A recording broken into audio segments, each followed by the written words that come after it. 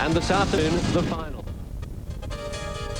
Here at the Victorian Hockey Centre, the Brisbane Blades will play the Perth Thundersticks. A fortnight ago in Hobart, the power of the Perth attack dispatched Melbourne in the Southern Division semi-final. Into the circle. Could go all the way. Yes, oh, had to be. Corbett again. Wasn't that beautifully done by Mick? And last Sunday, a third quarter blitz from the Brisbane Blades sank the Canberra Lakers in the Eastern Division semi. Bransgrove, surely. Yes, yes. It's it again. Well, Bransgrove missed it, but there were numbers to burn for the Brisbane Blades, and they've set this third quarter alight. Welcome to Melbourne. I'm Steve Rebillard for ABC Sport. And Brisbane come here this afternoon looking to defend the title they won in the competition's inaugural year last season. Well, if you're joining us for the first time, we'd like you to know about the important rule changes that are in operation for the National Hockey League. In summary, they look like this. We've got 4 20-minute quarters instead of 2 35-minute halves. The scoring, we talk of points instead of goals. The field goal is worth 2 points, the penalty corner 1, the penalty stroke 2 points, so we're encouraging field goals, and we have 4 reserves with rolling substitutions. So the change is that once you've been benched, you can come back on later in the game. Richard Agus, the semis were close, the final should be as well. Well, should be, although I think that even though the Perth are without Corbett and Deletti, who are with the Australian under-21 team in New Zealand, they should prove far too good, and that's despite the fact that Mark Hagar is carrying that sore foot. I spoke to him a short time ago. He will be playing centre forward, particularly in the first quarter, trying to get him off to a good start. Brisbane, on the other hand, they've got here, despite all the predictions, their captain Greg Forbes is back in action, and he will give them strong support at the back. But all in all, when you look at it, Perth just seem to be too good. All right, the team's just about ready to come on, and here come Brisbane, led out by Forbes and then followed by their goalkeeper Lindsay Woods, and into Melbourne sunshine, which makes a nice change. They have a most able keeper in Woods, who made some vital saves last week. Doug Bransgrove and Jason Hale are dangerous coming forward, while John Robertson picked up all the Blades' points against Canberra with a field goal and one from a penalty corner. 22-year-old Peter Walker from Townsville has also been in outstanding form. There is Woods. Well, there's a string of great keepers around in Australia at the moment. Deletti, Dreyer and Woods. And out come Perth. They arrived in Melbourne a couple of days ago, so they should be well and truly settled into the Eastern time zone.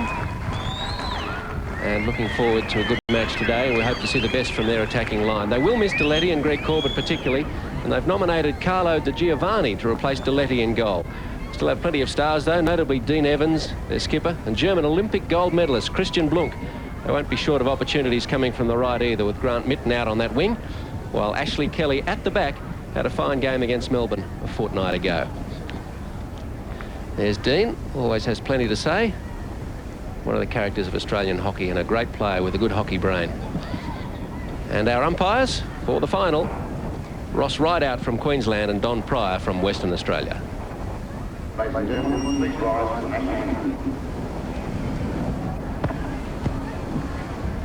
Standing by for the national anthem.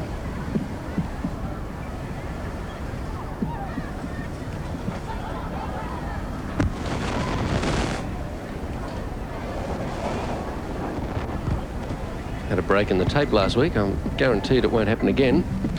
It's a little slow getting underway.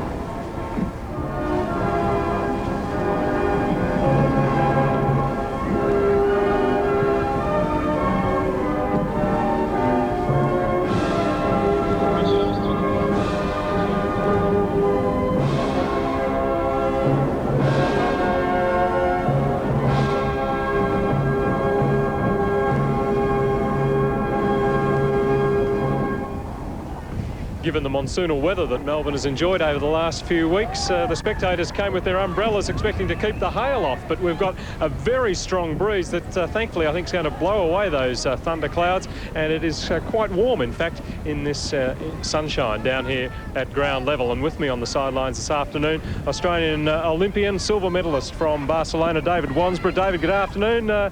Bad luck that the Redbacks couldn't get here, but the team that beat you is here in the final. Do you think that Perth deserve their favouritism? I think so, Peter. They played very well in the semi-final against us. Their midfield players, Hazelhurst, Godoyne, Evans at the back, and particularly Blanc, the German gold medalist, will be the players to watch. Brisbane will have to work very hard in the midfield to close them down to have a fair chance. Well, it is a very different Brisbane side from the one that won the title and beat the Redbacks last year. They're a young team with nothing to lose. Do you think they'll go out there and try and continue this form that they've shown so far? Yeah, I think they will. I mean, they've done very well with that Bottomede, Carey, Reid from the Olympics, and to come out to get to the final has been a tremendous effort. I think they'll be very competitive today, and I expect it to be a pretty close game. So there's a fairly strong breeze in Melbourne this afternoon, but after the amazing thunderstorms of the last couple of days, at least there's sunshine at the moment. Perth in the green shorts, running right to left. Brisbane in the maroon shorts, in possession immediately. And I guess the key for Brisbane initially, Richard, is to hold off the kind of attack that Perth managed to mount against Melbourne a couple of weeks ago. Yeah, certainly. The last thing that the Brisbane Blades want today would be a fast attacking move by the Perth Thundersticks, because given the opportunities that Hagar will get and Mitten, that's the last thing they really need, and they'll be looking to keep it really tight. And of course, Forbes has gone to right half and Fowler is at the back. So just inside the Brisbane half. It's Blanc over the ball, looking to get it wide across to Mitten on the right flank. They'll certainly have to watch him today. Jeff Bott.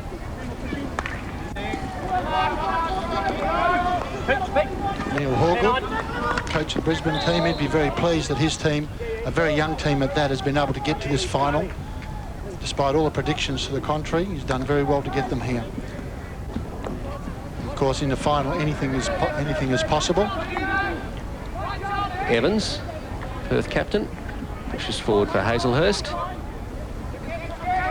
Blanc closed down, so it goes further forward for Hagar. See how his foot holds up. The whole family's here today. I know they're concerned about his health. That right foot that's going to keep him out of that tour to India. Regardless of whether he lasts the distance today, he's still not going to be allowed to go to the subcontinent. No, he's going on 3 months sabbatical, so to speak. His parents have driven down from Brisbane to see him play. They're very keen supporters, and rightly so, because he's a star player in world hockey, and it's just unfortunate this foot has reoccurred. So neither side mounting very coherent attack at the moment, as they look to settle down. Gee, Mitten nearly stole in. Yep. Michael Nobbs, Perth coach, done a very good job with this team. It's not always easy to coach a team that's full of stars. People like Hazelhurst and Mitten and Blanc and Evans, Corbett and Deletti and Hagar, just the list goes on. To bring the team together, the expectation is that they will win this game. But of course, as we all know in sport, anything can happen in the big games. Evans, lifting forward for Mitten. And well, Fernandez got a stick on it. Yes, I think he's a little unlucky. It was a reflex on the deflection, and umpire Ross Rideout has blown it for sticks, of course. And even though you don't see sticks blown very often in hockey now, it's one of those rules that you need to keep to stop the players from playing the ball deliberately above their shoulder. De Giovanni getting his chance in the absence of Deletti. Good Italian hockey players in Perth, and scooped over the top, and he's had to make a save. I think he got a glove on that from Doug Bransgrove. Quick thinking by the Brisbane player. Yes, he pinches the ball off Evans here. He does a little reverse stick jink over the top, and Deletti Giovanni just tips it over the top. So used to seeing Damon Deletti in goals. Well, Deletti would have been proud of that save. Would have been. Probably not watching from Wellington, New Zealand.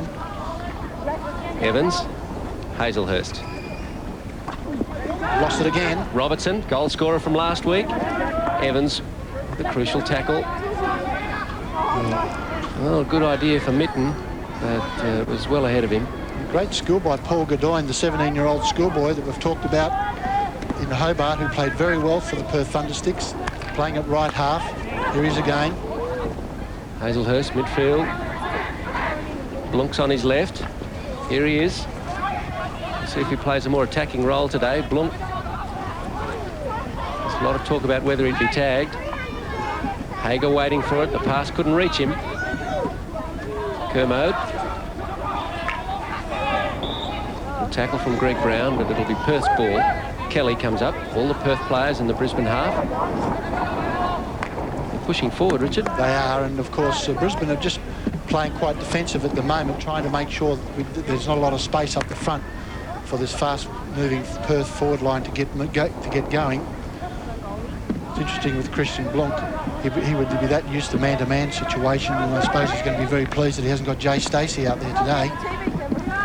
Hazelhurst, Evans working a 1-2. And Fernandez beats a couple. Hazelhurst again, 35 years old, as good as ever. Mitten. Oh, side netting. Yeah, great play by Lenny Fernandez. Lenny Fernandez on the left wing for the Perth Thundersticks, but originally from Victoria. As we see the little reverse there to Hazelhurst, pulls inside, jinks the ball out to Mitten, and Mitten from a 45-degree angle, in fact it drifted away from him, but Woods actually had it covered. Just about an impossible angle, and we come back though to a penalty corner for Perth. So if they push it out beyond the dotted line, it'll be a 2-point attempt. Penalty corners are a whole new aspect to the game of hockey. These experimental laws being given a try in Australia. First penalty corner of the game. Comes all the way out to Evans. Oh, that was a nice one too. Yes, Woods was up with Hager, the keeper, and left the goal open. The ball went through everybody. Yes, it was a nice play by Evans, a little dummy. Ball onto Blanc. Blanc did a wall pass to Hager, but it just didn't quite come off. So Brisbane survive. It's a good overhead, just a little bit too far.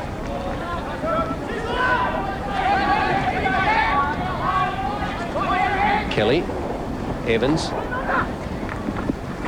and again loses out to Bransgrove. He's had a great day stealing balls from the Australian player. This first quarter, Bott. Hager looks to be running fairly freely. Yes, he does. So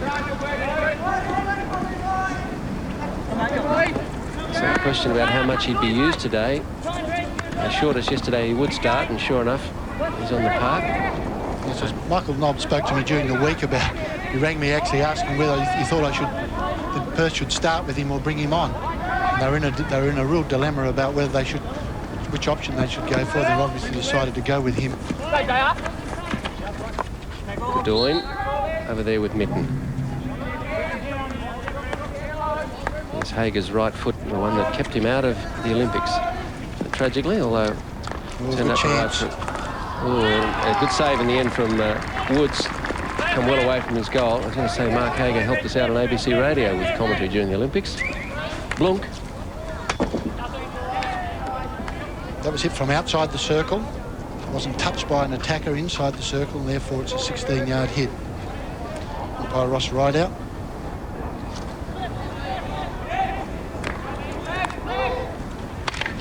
Fowler brings it out for Brisbane. Now Blunk. Bott has Mitten. Mitten can't trap it.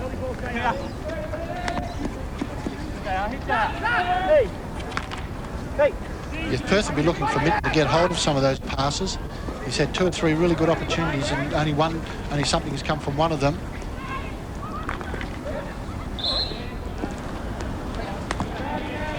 Goodwin. Off a foot, inside the circle. It's a good pass by Goodwin. Another penalty corner. Number 2 for the Thundersticks. So what will be the option this time? They trap it just outside the 16-yard circle and push it back in. That's a 1-point attempt.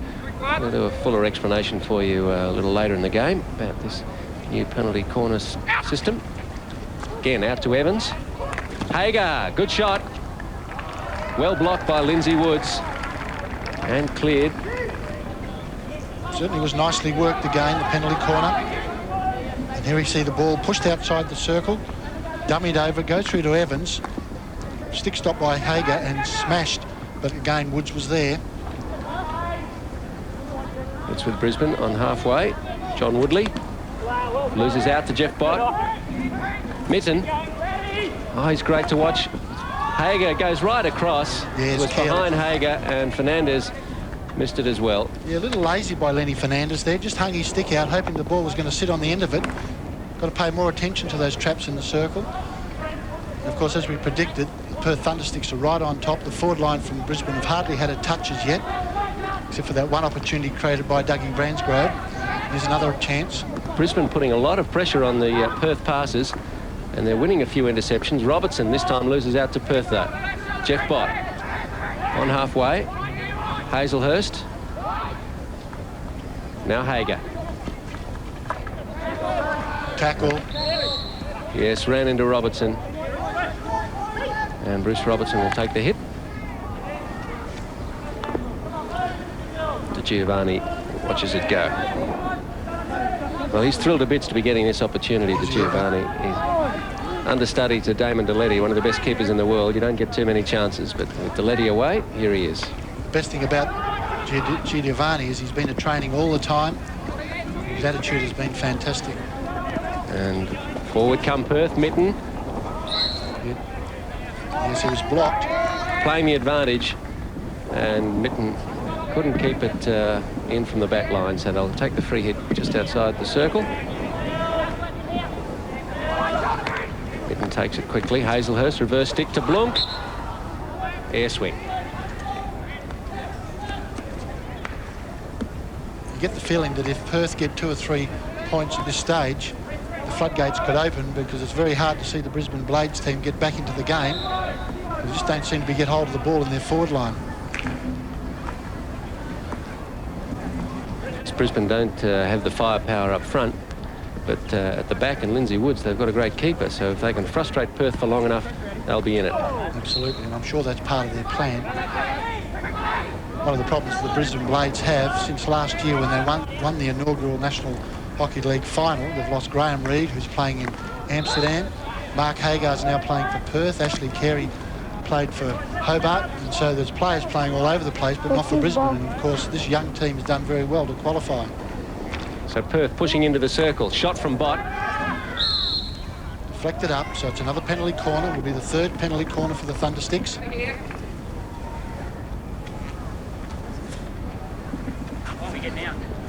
I always think early in the game it's not a bad idea to get on the scoreboard, and I think of a penalty corner where they just trap it just outside the circle and knock it back into the circle for the further hit to get the 1-point play. A lot of teams seem to go for the 2-point play at this stage of the game. Bott drags it in. Again, it's out to Evans.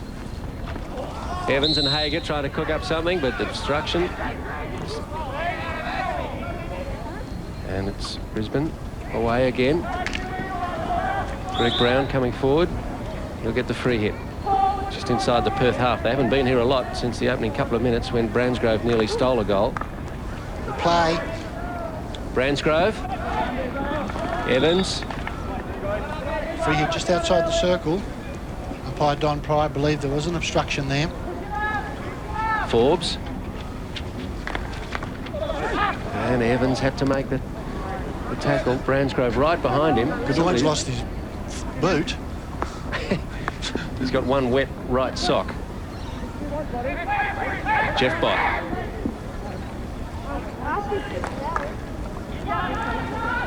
Woodley lets Robertson go. Jeff Bott didn't play at all in Hobart, but he's had a strong first quarter here for Perth. Yes, he was very ill in Hobart, I remember, because of that plane flight. That's right, they had a shocking flight with bits of turbulence. They were ill, half of them. Hager, tackled by Robertson. It's Bruce. Bruce and John Robertson, not related. Hager from just outside, lifted in. It was dangerous. Well, even the Olympians have trouble keeping those free hits into the circle on the deck. There was certainly some loose passing coming out of the fence by the Brisbane Blades. Bransgrove away, gets away from Kelly, has help. And again, it's Kelly and Evans combining, where Jason Hale had a good chance there.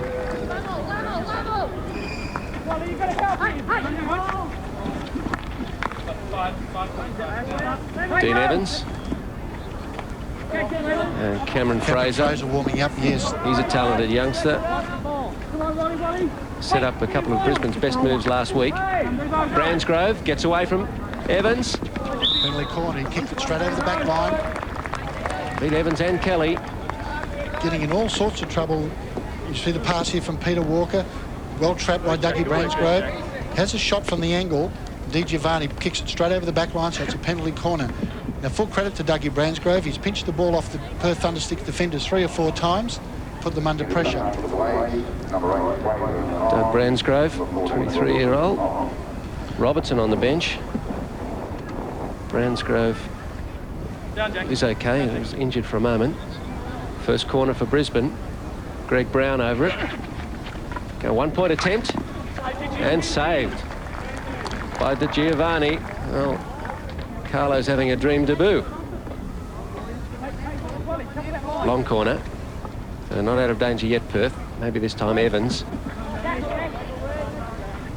He's calm out of deep defence. Yes, it's all right to be calm as long as you don't lose the ball. Then it looks careless. So a little over 4 minutes left, first quarter.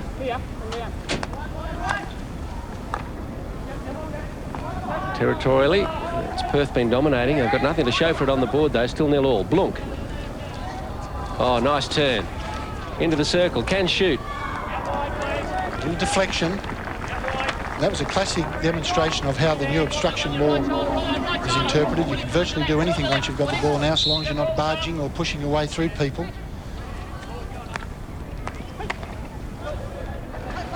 Brisbane hang on. Blunk again. Fernandez needs some help. Comes back to Hazelhurst. And all the way back to Kelly. Perth all up. Godoyne. His brother's come across for this trip as well. Jason. Good play by Perth. Some nice passing. Keeping possession. Here's Hagar. It's just as well Fowler was back there, but they're not out of trouble yet. Should be now with a free hit. Hagar.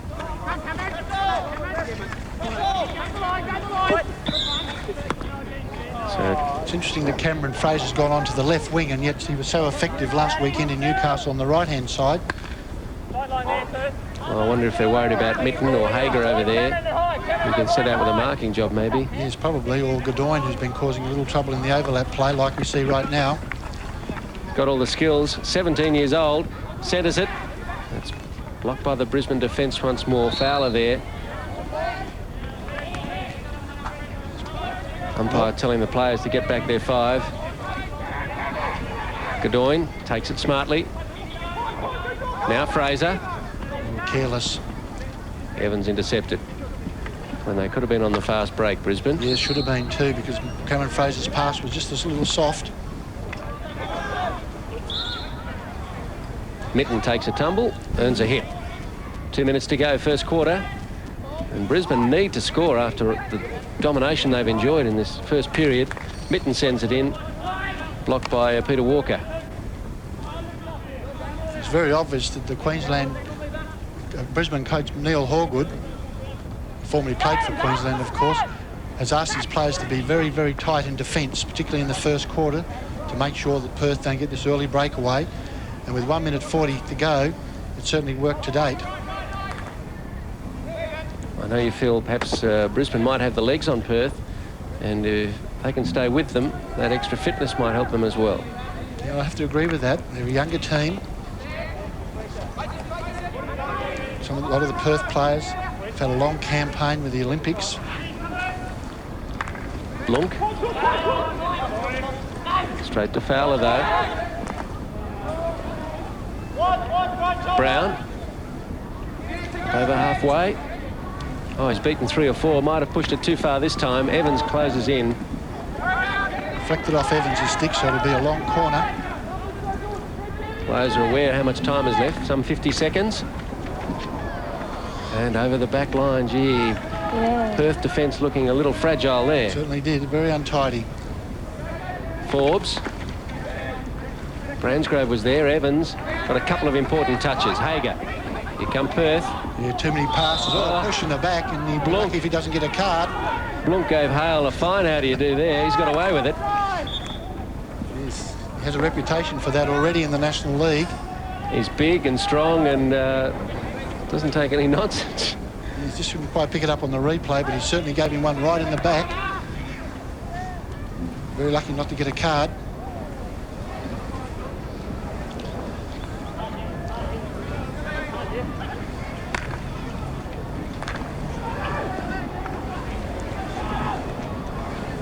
Evans, Bransgrove hounding him. He's been his shadow this first quarter.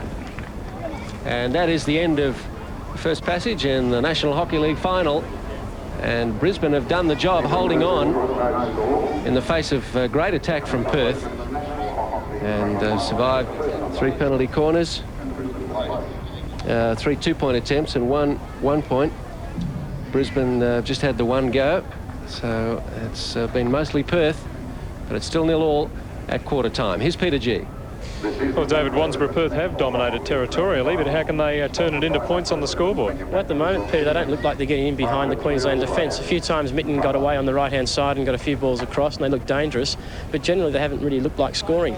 And Brisbane, on the other hand, although they haven't done much attacking, Bransgrove up front has given Evans a few problems. He's stolen 3 or 4 balls, and that looks like being their best hope. Yeah. Evans has had to work very hard and has been willing to put in a lot in that first quarter. Has been questions about his ability to last out a game. Brisbane seem to be running Perth around a bit. They do, and I think it's interesting to see whether Perth can last the whole 80 minutes. It's tough. It's a tough job in the National Hockey League to play for 20 minutes and keep it going. Western Australia's side have got a few blokes there who may be questionable. Hazelhurst, Blunk and Evans, who played very well in that quarter, may struggle to last the whole distance. How did you think Hagar was fitting into the tempo of play? He doesn't look 100% right to me. He did some useful things, but isn't perhaps leading around and doing the work that he normally would do for the national team. OK, we'll see what transpires in the second quarter. Back to you, Steve. Thanks very much. And the Perth camp playing well, nothing to show for it. I guess they're missing Corbett. Yeah, I think I'd have to agree with what David Wandsborough said. They certainly haven't got in behind the behind the Brisbane defence, the defence that stood the test of time over 2 or 3 years for the Queensland team. In Forbes and Fowler and Robertson have done very, very good job, and of course Woods has made the big saves.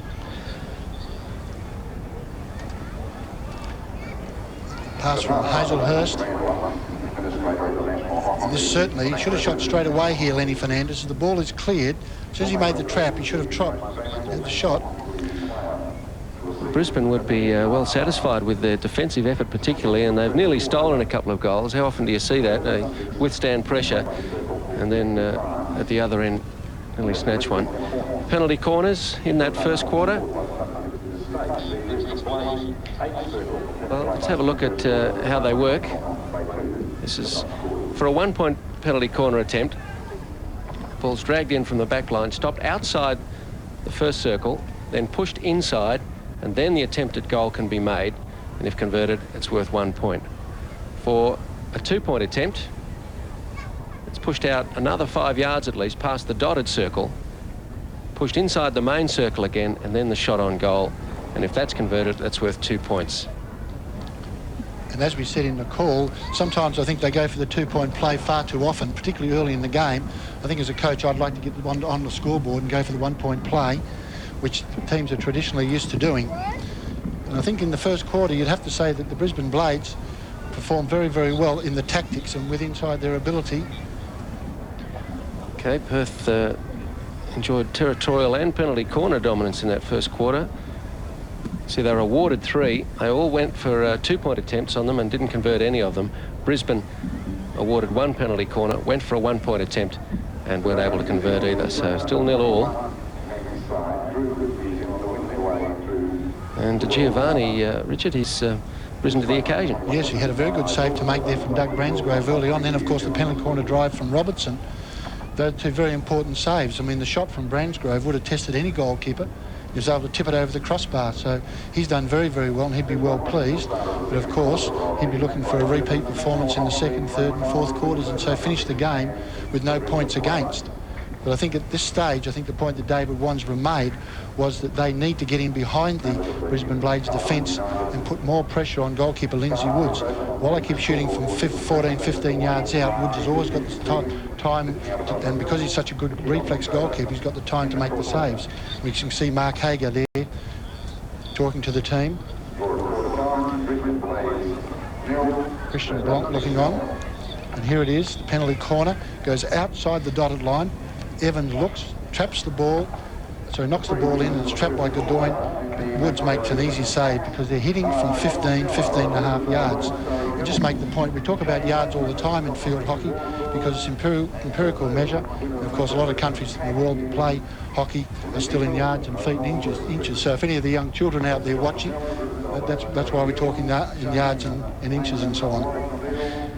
It's interesting for the Germans and the Dutch who've been on metres for many a long day, but we still in hockey talk of yards. So ready for the second quarter, and they've changed ends.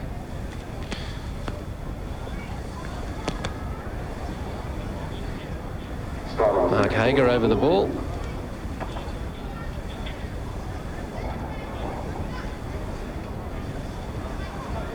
Felt like a long 5 minutes, that. Yes, it did. Hazelhurst and Bott. Nice to see him getting a run after his miserable trip to Hobart. He's certainly got the skills. Yes, he's a very skillful player, probably one of the most skillful players who's never played in the Australian team. Always struggled to find a balance between dribbling the ball and passing it. And I suppose if he'd ever found that balance, he might have gone a lot further in his hockey. Evans, tackled by Brown, unfairly, says the umpire. Hazelhurst. Brown. It's with Perth again. Bott. Mitten on this side. Little stick check there, so it'll be a free hit just outside the dotted area. I know he's brought him inside. Back a little. Godoyne to Mitten. Hager's waiting in the middle, looking for a foot to play it off, but Walker was skillful enough.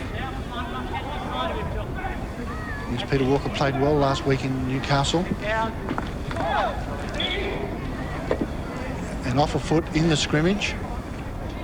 Comes out to 16 yards for Bruce Robertson. Off Bransgrove's stick. And Kelly just watches it go over the back.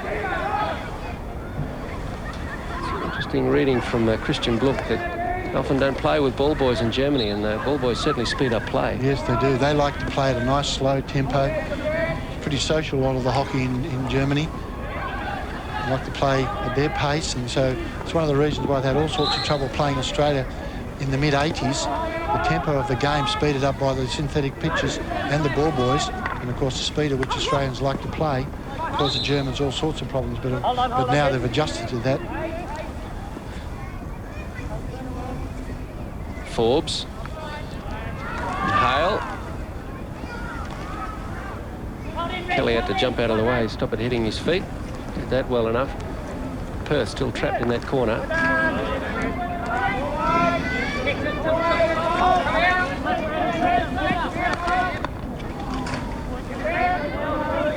And Bruce Robertson hurries back. Probably off of Brisbane stick, didn't want it to go over the back line. Would have been a long corner. Again, under one of these new rules, Richard. That's right. If it comes off an opposing team anywhere in the field and goes over your own goal line, and it's a long corner. Hazelhurst. Makes people keep the ball in play. Peter Hazelhurst lost control of the ball there as he was tackled by Cameron Fraser. So it'll be a free hit to the Brisbane Blades. Bruce Robertson. Forbes. Oh, straight to Kelly. Hazelhurst. Oh, he gives it straight to Walker. Yeah, a lot of skill errors now. Woodley. And Nichols. There's Ashley Kelly stick checking there. Nichols takes it quickly. Forbes comes up, avoids the tackle from behind. A little deflection over the goal line by Blades player.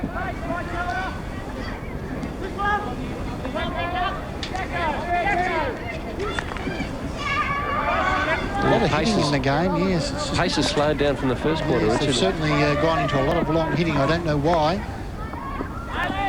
Fowler for Brisbane.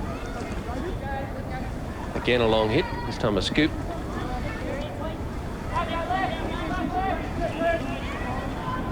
They'd be well advised to move the ball around the back and keep possession as they are doing here.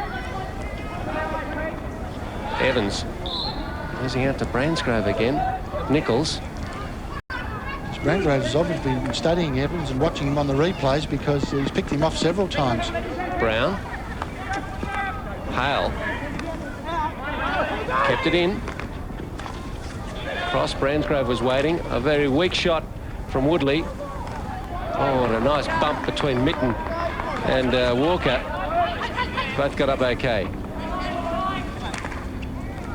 Drilled into the circle. Short corner. Yes, off the leg.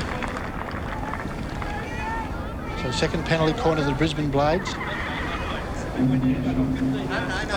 And they've certainly set about destroying this Perth Thundersticks smooth flowing style of hockey by playing the ball long, by being very tight with their marking in the midfield.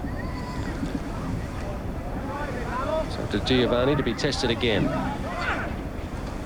Bruce Robertson, oh, poorly trapped now. Fowler. It's an offside. We heard in the effects microphone, umpire Ross right out, indicating to the players that there was an offside. Bransgrove, I think. That's another one of the rules you like to see altered a little. Yes, but certainly couldn't be in that situation because he was standing in the middle of the circle. But I'd certainly, in talking to some of the umpires, they would like to see it as well. Fernandez. With Forbes to beat. Retreats to Blunk. Hager makes his way into the circle. The ball doesn't follow him. Jeff Bott. Now Fraser gives it straight to Godoyne. Well, they're turning over possession too easily. Yes, there's a lot of mistakes being made now. Can't understand why, because it's very good playing conditions. It's a little bit windy, but that certainly shouldn't affect the players down on the pitch. Walker. 8 minutes gone, second quarter, still no score. Bransgrove.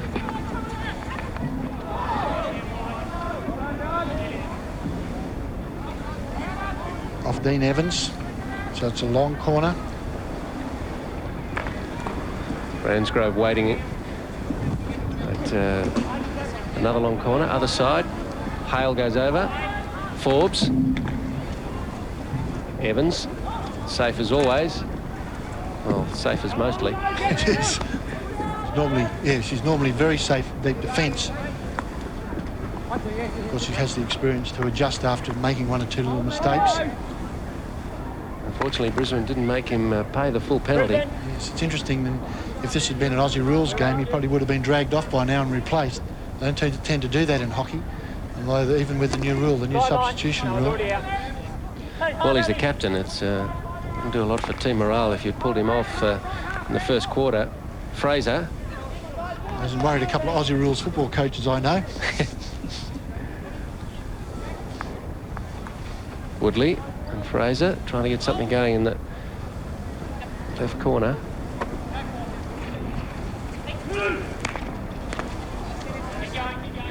Kelly, originally from Adelaide, moved to Perth about 3 years ago. So he's played for South Australia and Western Australia at Interstate. Hager. The defence was back. It was 4-on-2. Yes, he looked over his shoulder and saw Grant Mitten behind him, so he thought he'd do a little reverse stick pass, but Mitten had gone in front. Bransgrove on the fast break. Has Brown with him. Evans. Oh, no, he kicked it. Or... Yes, a little kick just back on just near the 25-yard line. John Woodley. Nichols. Woodley. Yes, again, he tried to set it up. And Jason Hale should have had the shot on goal. Mitten, his eye off the ball, but recovered. Gets inside Walker. Too many defenders. Yeah, a little push in the back. Cameron Fraser will be in trouble here. Green card, I suspect. Yes, it's a warning. Yes, ugly tackle from behind by Fraser. Break up the play. It's a stopping tackle. The green card is just a warning. Yes, just outside the 25. Otherwise, it would have been a penalty corner. Hazelhurst through for Hager. Just didn't fall for him. He tried to turn and take the ball with him. Just didn't fall for him, and there was an obstruction. Fowler. 11 minutes left, second quarter.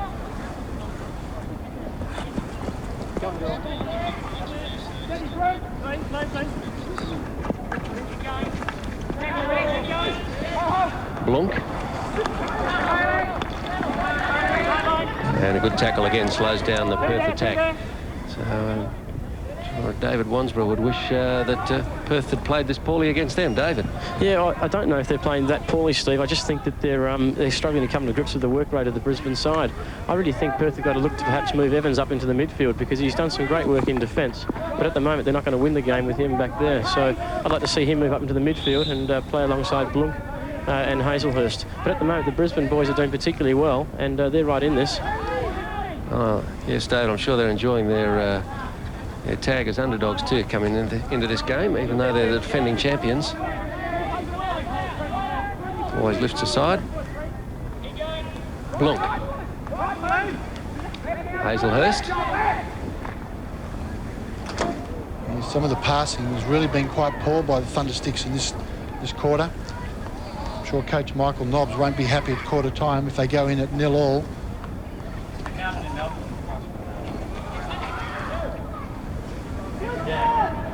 Hazelhurst. Well, that pass to Bott, easily intercepted by Nichols.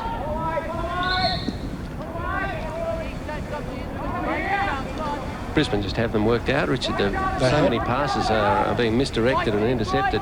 They're not moving the ball quickly enough. There's too many people trying to run with the ball. It's the same old story when you get into a situation where you think that you're so much better than the opposition, you start to try to do it yourself. Bott. Hazelhurst. Blunk, plenty of time to shoot. It should have been a goal. Yeah, Woods wasn't tested in the end. No, the ball should have been chipped over the goalkeeper. Christian Blunk had a lot of time. We've seen him miss a lot of goals in this competition. Probably an area of his game that really needs to work on. But we won't encourage that too much, seeing he's going back to Germany.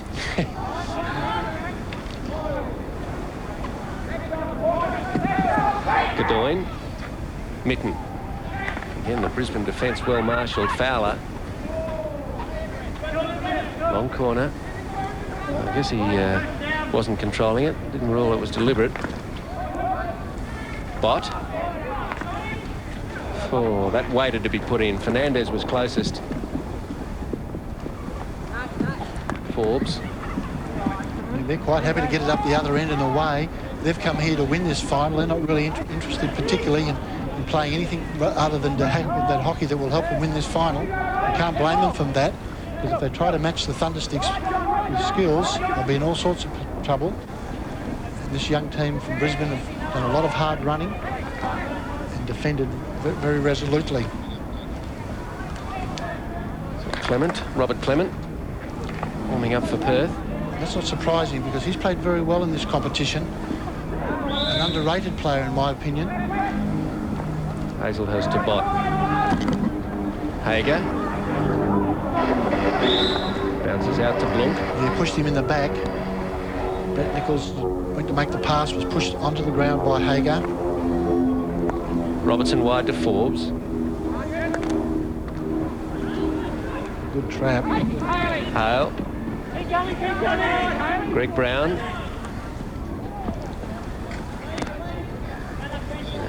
No pressure forward to Giovanni. Plenty though for Mr. Nobbs. Yes, standing there, scratching the chin, wondering. Well, I'm sure Perth weren't deluded into thinking this was going to be easy. I can't imagine they would have thought that, because they know they've got problems with Mark Hagar's foot and they didn't have... Oh, great turn from Jeff Bott. Blunk. Well, I think that was intended for Grant Mitten. Only got about halfway there. Godoyne. Hager. Maybe this time. Good tackle by Robertson. Mitten intercepts from Robertson. Another good tackle by Robertson. Yeah, Bruce Robertson. Well played. Woodley. Oh, great to watch the skills at close range down in this corner there. Robertson and Hagar are a good match. Blunk. Beats a couple. A lot of defenders back still. Yeah, Peter Walker. Including Walker. Very easily, yes. He's thrown it away, but he's got it back and thrown it away again. Hazelhurst. Christian Blunk.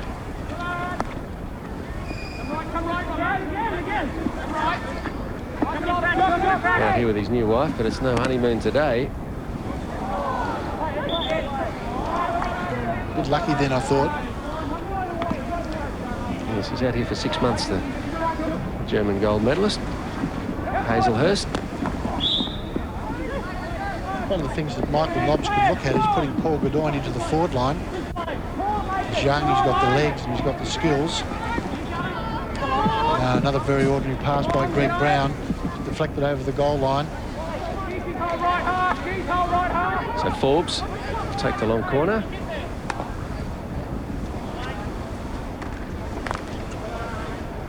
Bounces out off Hazelhurst. Fowler. Fraser back on.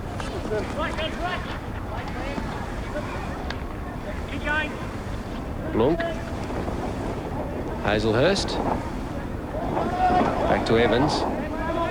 And Godoyne. Brisbane are doing the running. Chasing, harassing. Hazelhurst, hounded by Fraser, runs away from him and Nichols. Godoyne to Mitten. Takes on Walker. He's on his foot, off Mitten's foot over the goal line. Good umpiring by Don Pryor. He's right on the spot.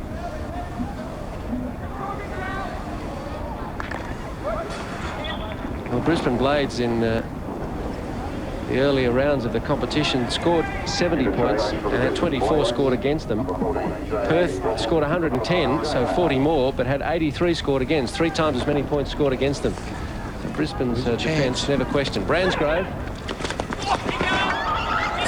Great defence. Dive from Robertson. He scored twice last week. Fraser. Penalty corner. Yeah, very good play by the Brisbane Blades. Bransgrove's caused that defence all sorts of problems right from the first whistle. 2 or 3 times he's got away. He put the ball across the front. And it was great courage by Ashley Kelly to clear off the line and clear the ball away.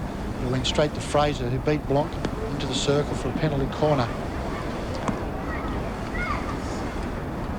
It's the 3rd penalty corner by my count for the Brisbane Blades.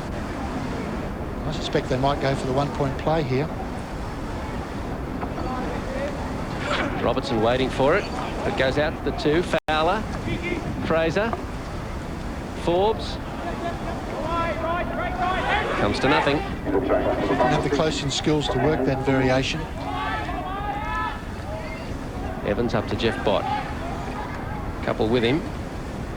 Fernandez. Walker. Got rid of it quickly. To Woodley. Here's Fernandez again, though, over the 25. Dummies. Walker still with him. Off Walker's foot. And the hit given. No advantage.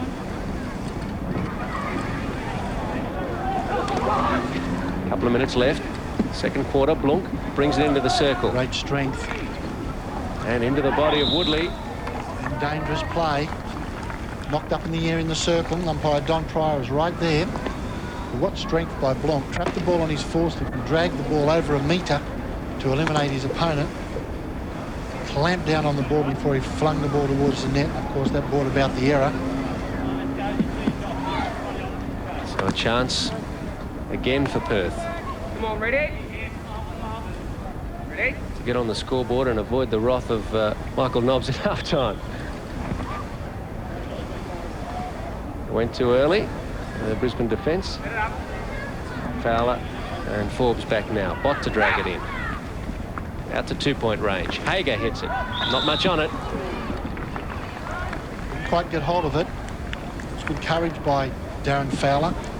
Running down the barrel when someone's in full swing takes a bit of courage. Especially if it's Carsten Fisher or Yes. Boris Boverlander on the other end of it. So I'd rather be up here. Bott again. Evans. Played off Robertson. And Forbes. Flicked by Evans. Still with Hager. He was good umpiring too, because it could have been a penalty corner early. But he let the play go on. See if there's an advantage to the Perth team. A couple of players were looking at the umpire too. They should have been playing the whistle. So 3 in a row for Perth. A minute to go.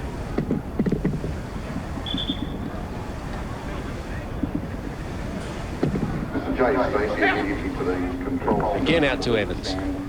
This time Fernandez. Full side netting. Sweetly hit. No result. Robertson. Runs into Evans. Nichols. Greg Brown. New penalty corner. Stick check over the top. Yes, umpire Ross right out indicates stick check. To come across the top of the stick inside the circle. Defenders always have to be careful about that, because I've seen penalty strokes given in that situation where a defender comes across the top of the stick as the forward goes into the circle. So just 20 seconds left. Just enough time to play this. They might go for the 1-point play, otherwise they might run out of time. 8 seconds. Robertson. And saved on the line by De Giovanni. Yeah, Carlo's done it again. Another save. That's all there'll be. And the umpires blow half-time. Well, the best chance is coming very late in that second quarter, and still nothing to show for it. Brisbane 0, Perth 0. It livened up in the last 5 minutes, Richard, after both teams seemed to lose their way in the middle stages there. Yes, as we've seen in previous weeks, something about halfway through the second quarter, the game seems to lose its way. But it was only late in that quarter that the Brisbane Blades, firstly through Dougie Bransgrove, created that very good opportunity that saw Ashley Kelly clear off the goal line. And then, of course, Perth right near the end of the quarter with 3 penalty corners in a row, but still no score. And that's disappointing for the big crowd that has come along to see this game. There's a lot of children here. They had a big exercise competition earlier in the day, and a lot of those children have stayed behind. I'm sure they'd love to see some of these goals. All right, scoreline at half-time, 0-0. Here's Peter G. For each game of the Macro Vitamins National Hockey League for the past 2 months, 3 individuals have voted for a player of the game. And on accumulated votes for the season's most valuable player, we have a tie. 2 24-year-olds are the joint most valuable players this season. We've got Todd Williams from the Tassie Tigers and Jay Stacey from the Melbourne Redbacks. And to make the presentation to them, Administrator of the NHL, Mr. Randall Upton. Thank you very much. Excellent season for you. Thank you. Jay, I hope you enjoy whatever goes in there. Congratulations. Thanks very much, man. Well, you're a backman, Todd. Jay, you're a forward. Any interesting meetings between you two guys out there on the pitch this season in the Southern Division? Every time we walk on the field, Jay and I meet each other. I'm just wondering, it must have been shared. Honours must have been even this year, I guess. Possibly 3-3. Possibly 3-3. So, yeah, it's good fun. We're very good friends. We've been in the Institute since 1987 over in Perth and in the Australian squad and team, of course. So we're great friends, and it's a good time. Yeah, I enjoy it, actually. Yeah. So you head off after a silver medal at Barcelona as captain of the Australian team to the tournament in India now, and Jason's going to be a part of that team as well. Yeah, well, yeah, it's pretty exciting. I was vice captain, and Mark Hagar pulled out with the injury, so I've been promoted to captain, so I'm going to gain some valuable experience from that, and I look forward to the challenge. Should be fun. Todd, some sort of consolation for missing out on the Olympics experience? I'm not sure about that. I mean, even being part of the Olympic preparation was an experience in itself. I mean, you play the game to enjoy it at whatever level you manage to get to, and just being part of it, having some small contribution was well and truly worth being there. And what about the experience of the National Hockey League? The Tassie Tigers really got everybody talking, and in fact you've become Tassie's favourite team, I think. Well, I hope so. We realise we have being a National League sport, we have a huge commitment to the community, and particularly the hockey community of Tasmania. We did okay this year. We were quite happy, but we're hoping for bigger and better things next season. And Jay, the Redbacks, one away from the grand final. Just a tip from you, who you think's going to break the deadlock here? Yeah, I think Perth will run over the top of the Blades. Yeah, the Thundersticks. Okay, same for you? Yeah, I think so. I think time will tell. I think Brisbane will have to come out of defence a little bit more, and I think when they do that, there'll be more space for the Thundersticks to get in behind them. All right. Todd Williams, Jay Stacey, joint winners of the Most Valuable Player Award in the National Hockey League this season. Pete, thanks very much. Yes, do you agree with that analysis, Richard, that Perth will do it in the second half? Well, I think once Perth get on the scoreboard, which would be my aim if I was the coach of the team, to try and get them on the scoreboard, because then that will draw Brisbane out. When you draw teams out, they can't be so defensive. They've got to try and get on the scoreboard themselves. That creates more space. And then the people like Mitten and the Hagars, who are being marked pretty closely at the moment, will get more space, and of course that could lead to goals. So yeah, that's what they'll be trying to do, of course. Okay. Well, more analysis of the first half and a preview of the second half shortly while the players take a break. But right now we'll take you back to our Sydney studios.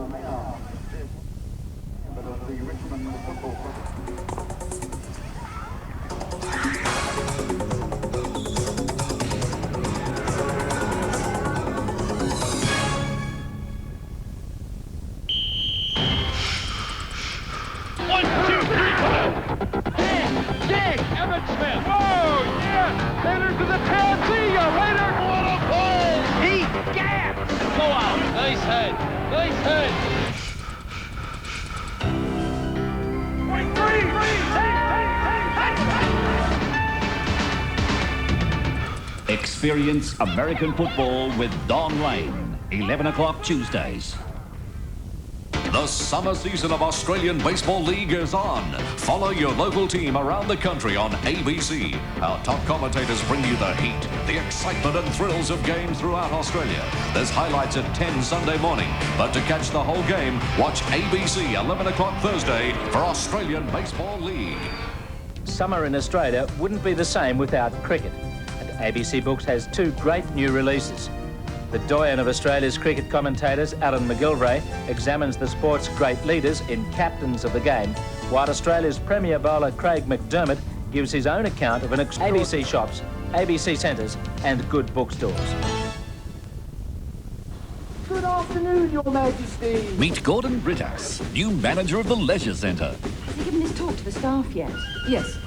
Did anyone walk out? 3. Stand back. He thinks he's the model of managerial excellence. All I can say is thank God I got here today. But his staff have other ideas.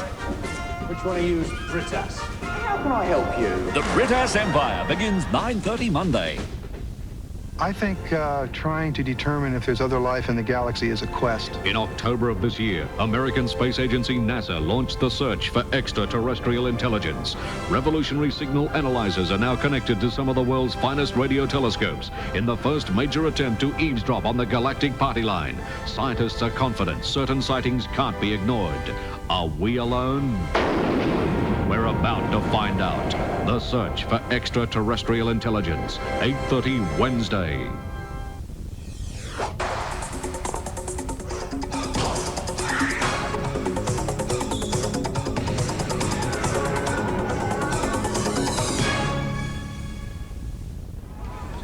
Welcome back to the Victorian Hockey Centre. Melbourne in its Brisbane Blades versus the Perth Thundersticks, 0-0.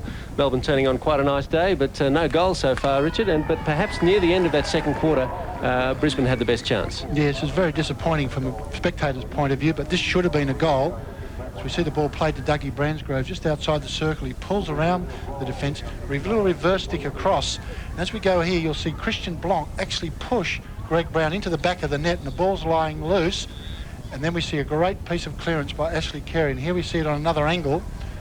Ball goes to Robinson, who knocks the ball back. Robinson, number 14, knocks the ball. There's the Dougie Bransgrove. Just watch off the ball.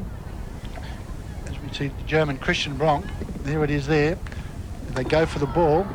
It's a real clash, shoulders and all. The ball spills out the back.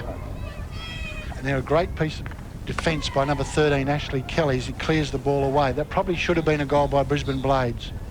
Another look at that challenge, though. It looked 50-50. I don't think there was no hand in the back from Blunk. It was just shoulder-to-shoulder stuff. And he's such a big and strong man that he's going to get away with those, isn't he? Or win most of them. Yes, I think he does. And I think, to be fair, that was a pretty good tackle inside the circle.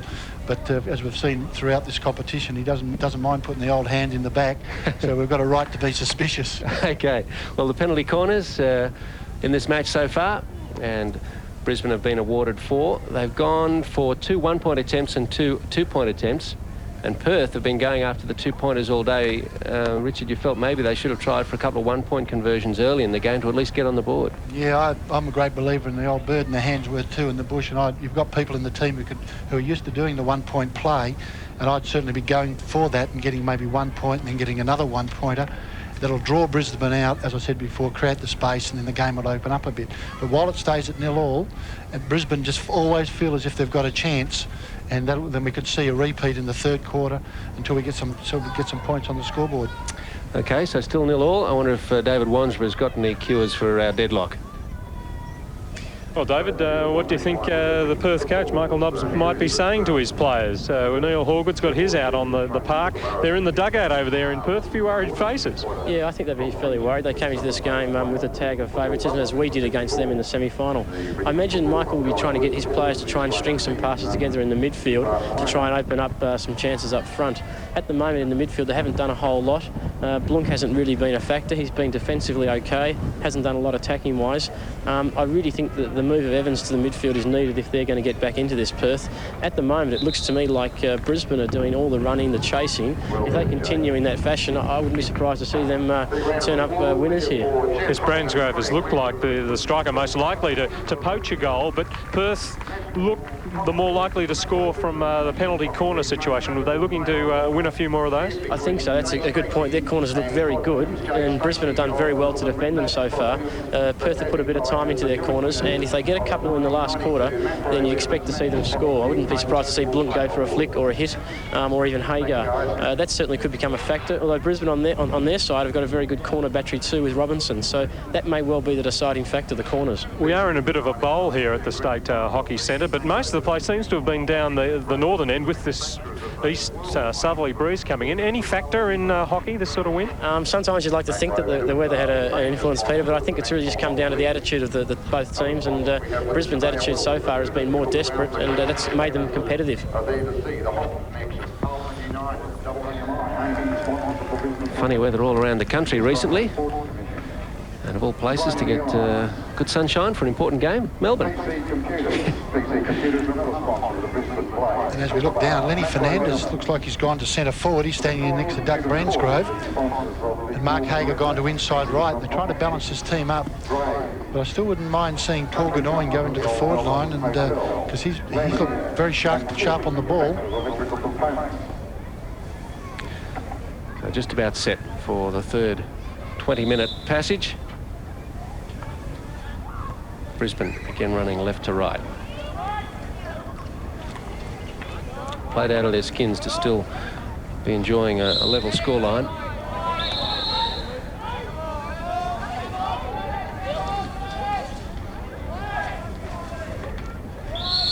It may be just listening to Jay Stacey and Todd Williams make their suggestions about how the game will unfold, that as Brisbane try to push forward, create more space at the back for Perth. Well, that's if Brisbane changed their game plan. I mean, would they or should they? No, I don't think so. I would imagine they'll be very happy with themselves at the moment. Fernandez. They'll be looking to be very, very tight. Hager to Mitten. Perth with an early chance. Fernandez. Nothing. Another good chance. Good, excellent centred ball from Grant Mitten on the right wing. Lenny Fernandez in the middle of the circle, trapped it, but just couldn't get a clean shot away. Mitten sends it in. Fowler there for Brisbane. Indication by umpire Ross Rideout that there was a stick obstruction in the circle. Michael Nobbs pulling his hair out. If he stays coaching for a long time, he'll have less of that. I can guarantee him of that. It'll either be long or grey, one of the short or grey. You've survived it, Richard. I think I'm working into the grey category. Mitten again. Fowler again. Penalty corner this time. Yeah, Hagar's looking for a penalty stroke. He's got the hand up in the air.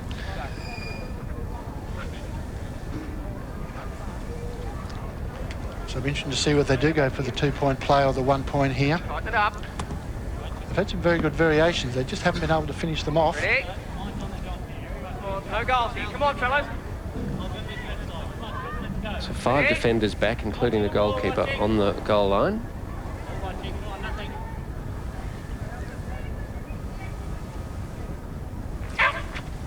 Again, all the way out to Evans.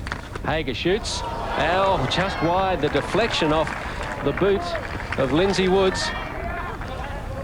Allgood chewing his nails. Brisbane coach. They survive once more. Good play by young Brent Nichols. He's a young player, come into this team. Played very well for them. Big job today at centre half. Fraser takes it into the Perth half. Robertson. Woodley. The whole thing slows down. Robertson. Bruce Robertson. To John Robertson. Little stick check you could hear there probably on the effects microphone as the sticks clashed. Very important that you get the ball when you go for those tackles.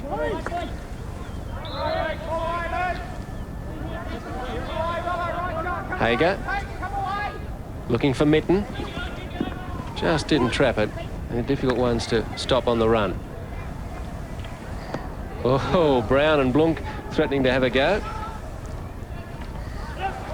Played it off a foot. What skills from the German, and applause from the knowledgeable crowd here. Good umpiring too. I mean, even though the ball was played in the air and was probably sticks, they could see it was going to be advantageous to let it go, and they did. Bruce Robertson, only as far as Godoyne. John Robertson.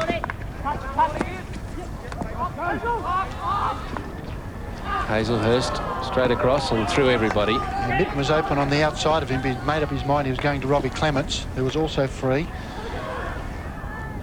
Kelly. Fooled Fraser. Hazelhurst. Blunk again.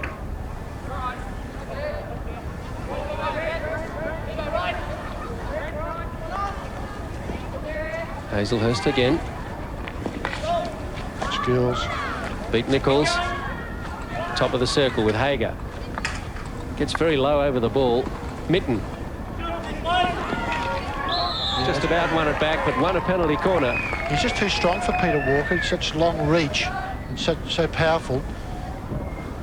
He's probably a good 5 or 6, 7 centimetres taller than Peter Walker. A few kilos heavier, and when the ball gets past Walker, Mitten is just so strong on the ball. Another chance for Perth.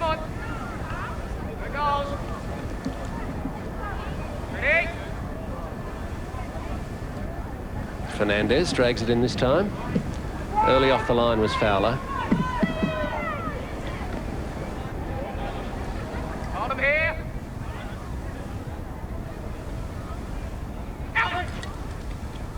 Again, going for the 2. And the shot is from Clement. Once again, the ball should have been chipped over the goalkeeper, because once it goes outside that dotted line, the ball can be hit in the air. Hager. The 9th penalty corner. Still no score. Well, it's a problem not just in this hockey league, but for Australian hockey, really, our penalty corner conversion rate. Yes, and we saw the Melbourne Redbacks 2 weeks ago have 16 penalty corners when they played the Perth Thundersticks and still lost the match, despite the comments from Jim Irvine after the game about the style of the game. He was probably right, but the fact of the matter was they had 16 penalty corners and didn't score. Fernandez. Still going for the 2. Evans. Robertson stopped it away. Forbes a big challenge and has come off second best. Blunk. Blunk. A good play by Woods. Someone's down in the middle of the circle. Well, Brisbane are in the wars.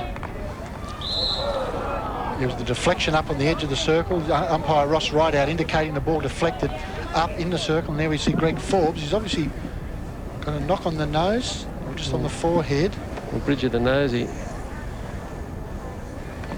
going to be all right. Knowing Ross, he probably said you can deal with it after. Well, if there was blood, he'd be off to the blood bin, but... Oh, yeah, yeah, just a shoulder. He's run into Grant Mitten. 7 minutes gone, third quarter, 0-all. Blades and Thundersticks. Again out to Evans. Clement. Oh, saved on the line. Great save by Peter Walker. Keeper was beaten. Little dummy by Hagar. And Robbie Clements by Peter Walker there. And while all that was going on, there was another opportunity that went begging.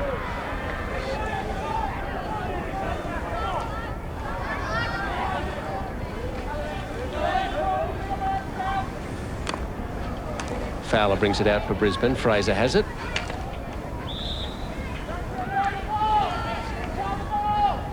Just haven't been able to get the ball to Cameron Fraser at all on the right wing.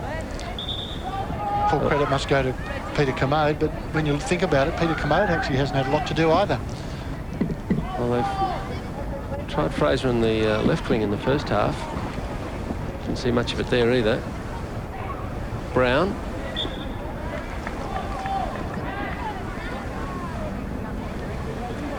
Forbes. Oh, that was an important interception from Godoyne. John Robertson was waiting. Hager. What composure by Godoyne. John Robertson now beats a couple. Hazelhurst dropped his stick. He's no good. Neither is Evans. Nothing given.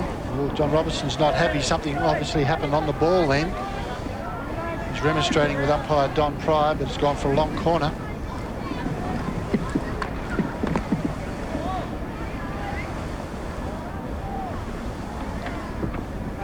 Robertson again.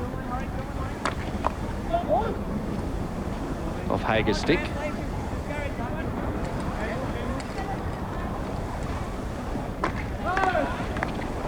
Blunk, plenty of time to clear. Stops, checks his options. Went for Hager, but didn't have the legs to reach that one. 10 minutes left, third quarter. 0-all. Brisbane Blades, defending champions, holding out the Perth Thundersticks. The idea was right, but it was just the pass from Lenny Fernandez was just a little bit too hard and out of the reach of Grant Mitten. And that is a reach to be out of.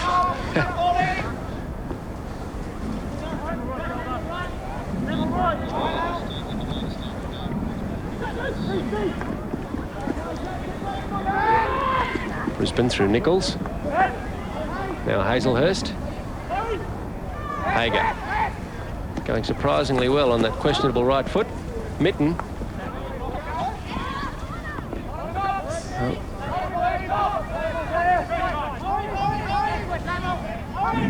Pauses. It's a stacked circle. Penalty corner again. They're being presented with enough chances, Perth. I guess you'd still like to see them go for the one-pointer. Well, they'll probably still be saying that at the end of the match. That's the 11th penalty corner. Well, they don't have 11 options, surely. Fernandez to go over and take it. One of the problems they've got is they don't really have a big hitter of the ball in the team. They're missing Corbett in these situations, yes, too. They are. Hager. Oh, nearly did it all himself. Saved again by Peter Walker. Taken quickly by Perth. Blunk. Cross was good. Oh, Forbes there. Well, Hager was going to swoop in, but there was a defender there. Well, fell behind the goalkeeper. Greg Forbes was there. Just cleared it comfortably over the sideline. Godoyne. Mitten. Well, David Wansborough got any more ideas about how to break this deadlock? Well, they've certainly played a lot better this quarter, Perth. Although they haven't scored, they've looked like scoring, which is something they weren't doing earlier. Brisbane, to their credit, hanging in there. Somehow they've managed to keep Perth out. But if Perth maintain this midfield supremacy, I mean, they should expect to score the way they're going. Brisbane look to me like they've almost given it their best shot, but they've proved us wrong so far, so they may still be in it. Yeah, if they've got the fitness to maintain this game, we could be heading for extra time. One of the problems you have, of course, when you attack all day and don't score, you start getting nervous when the ball gets down your end of the field. And, of course, we've seen so many times in hockey and soccer and games like that, the low-scoring games, a team goes down once, puts the ball in the net and ends up winning, and you go home wondering how you lost it. Well, the Spanish women did that to about 3 teams during the Olympics and ended up with a gold medal. And after a while, you start believing you can win, and once you start to believe you can win, the longer this game goes, the more the Brisbane will start to believe that they actually can win it. Mitten down the right, centering. Good run to the top of the circle. Well, how many did he beat there? Yes, unfortunately, right at the end, he beat about 5, but he fell over in the circle. Such as the skills of Grant Mitten, his ability to eliminate people. Fowler gives it straight to Blunk.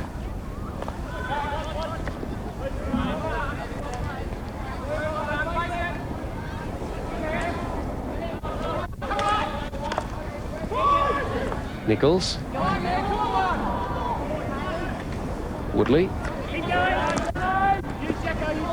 Now Mitten again. Evans coming up a little more in attack this quarter. A little stick check outside the dotted line.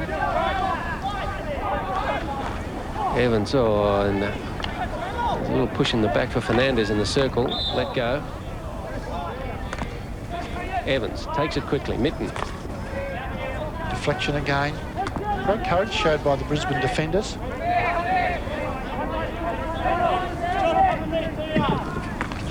Mitten kept it down well, driving it into the circle, but the defence equal to it once more. Robertson.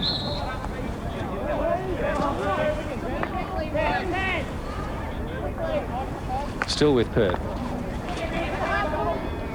Blunk. Evans. Mitten.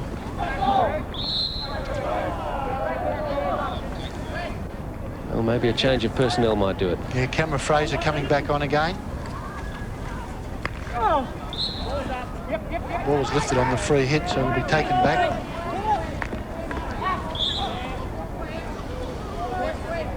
There's a lot of stop-start hockey now. As Brisbane just keep defending. With 5 minutes to go to three-quarter time, they'll be hoping to hold out again. It's a sort of defence the Germans would be proud of. Oh, well, a lot of teams around the world would like to play this sort of hockey, but I don't think it's the sort of defence we really want to see too much of in the National Hockey League. But of course, once you get to the finals, all the theory goes out the window, and it's all just about winning and losing.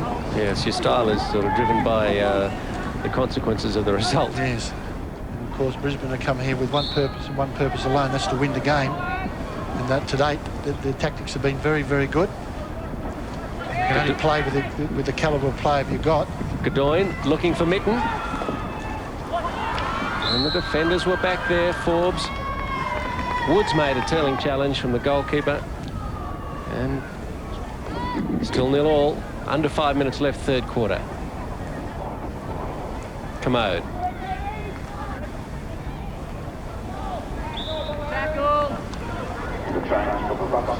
Tackle by young Brent Nichols on Christian Block. And again, their passing has just let them down so badly in this quarter. It's almost impossible to believe that the score is still 0-0. Hazelhurst. Back to Blunk. They're chasing everything still, the Brisbane Blades. Come on, guys, pick it up again.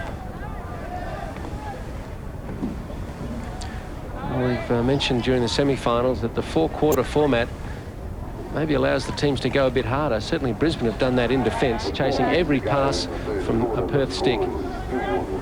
Fraser.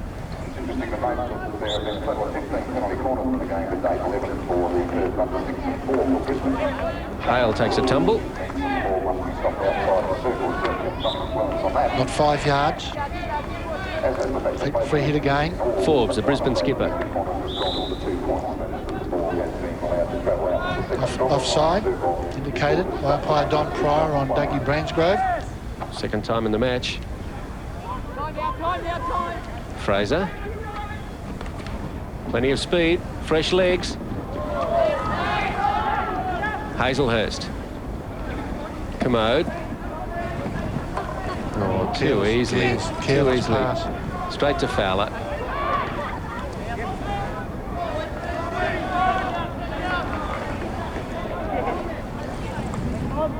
Jason Hale again. Hasn't had a lot of time on today. He's working the ball up to inside the 25. Now for the free hit just outside the dotted line for the Brisbane Blades. Taken by Greg Forbes.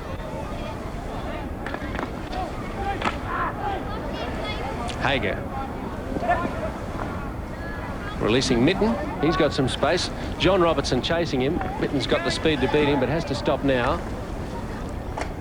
And not trapped on this side by Jeff Bott, who's back on. Had a good first quarter. Had a spell in the second.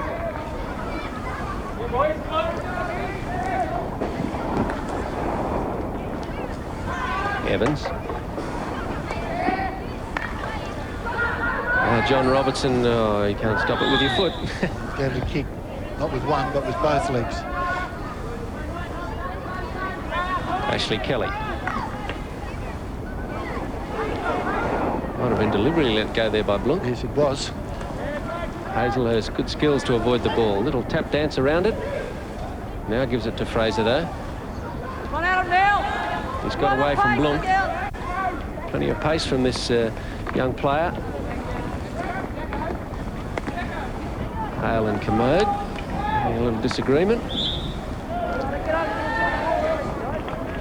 Of course, with the Australian under-21 team winning in New Zealand and qualifying for the Junior World Cup, some of these young players would come into contention for the Junior World Cup team for next year's Junior World Cup in Barcelona, Spain in September. The women qualifying as well. Yes, they did very well. They won all 3 matches. Australian boys won yesterday 4-0, but they drew again today. So 2 draws and a win. Gets them there, but maybe not as impressively as coach would have liked. Yes, Coach Barry Dancer did indicate that the New Zealand team is a very good team.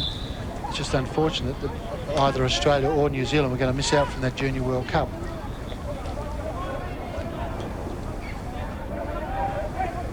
Bott looking for Mitten. 47 seconds to go on the clock. Maybe Brisbane with a chance. Here's Bransgrove. Kelly coming back. Bransgrove. Went over the goal line. Just took it 1 inch too far and he's hurt himself. Yes, he has. It was a great, strong run. Carlo Di Giovanni's gone over to pick him up, which is good to see. 15 seconds left. Hazelhurst.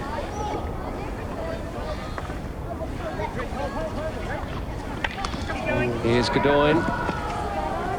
Time enough, if they're good enough. No, Gain Woods was there.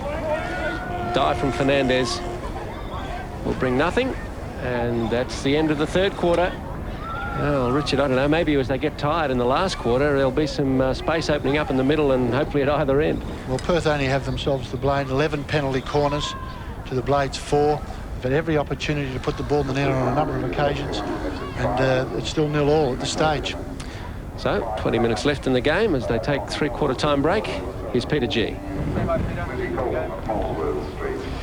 Well, if anyone was tuning in right now and saw a 0-0 scoreline, they'd perhaps agree with some of the criticisms of the semi-finals about the negativity of play. With me is the Australian national coach, Frank Murray.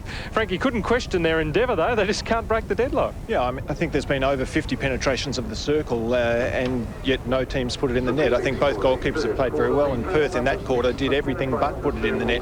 It's just a matter of time, I think, before one of them eventually cracks.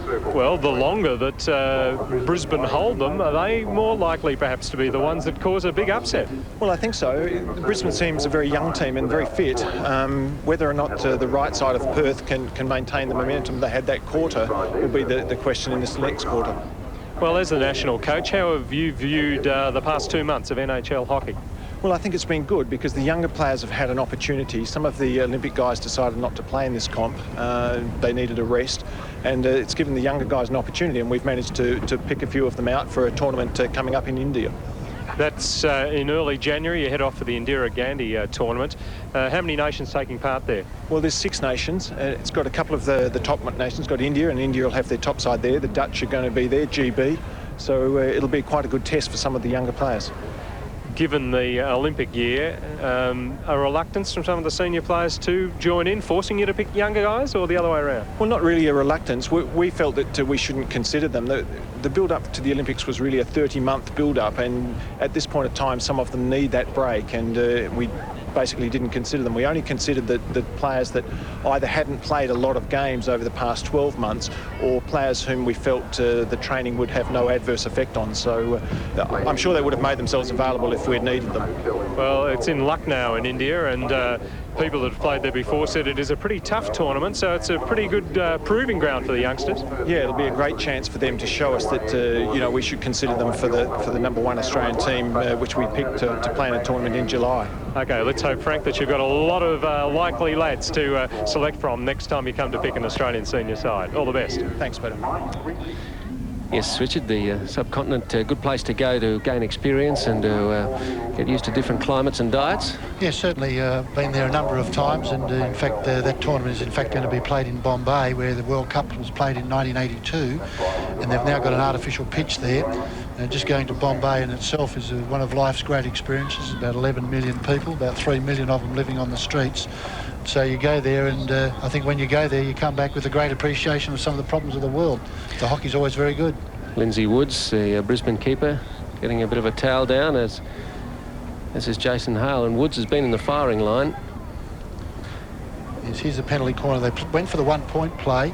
There it was, just saved by Peter Walker. That's 2 saves he's made. He saved the flick on the goal line and of course that one there. And we see it from another angle. Ball was knocked. Dummy over. This is the flick.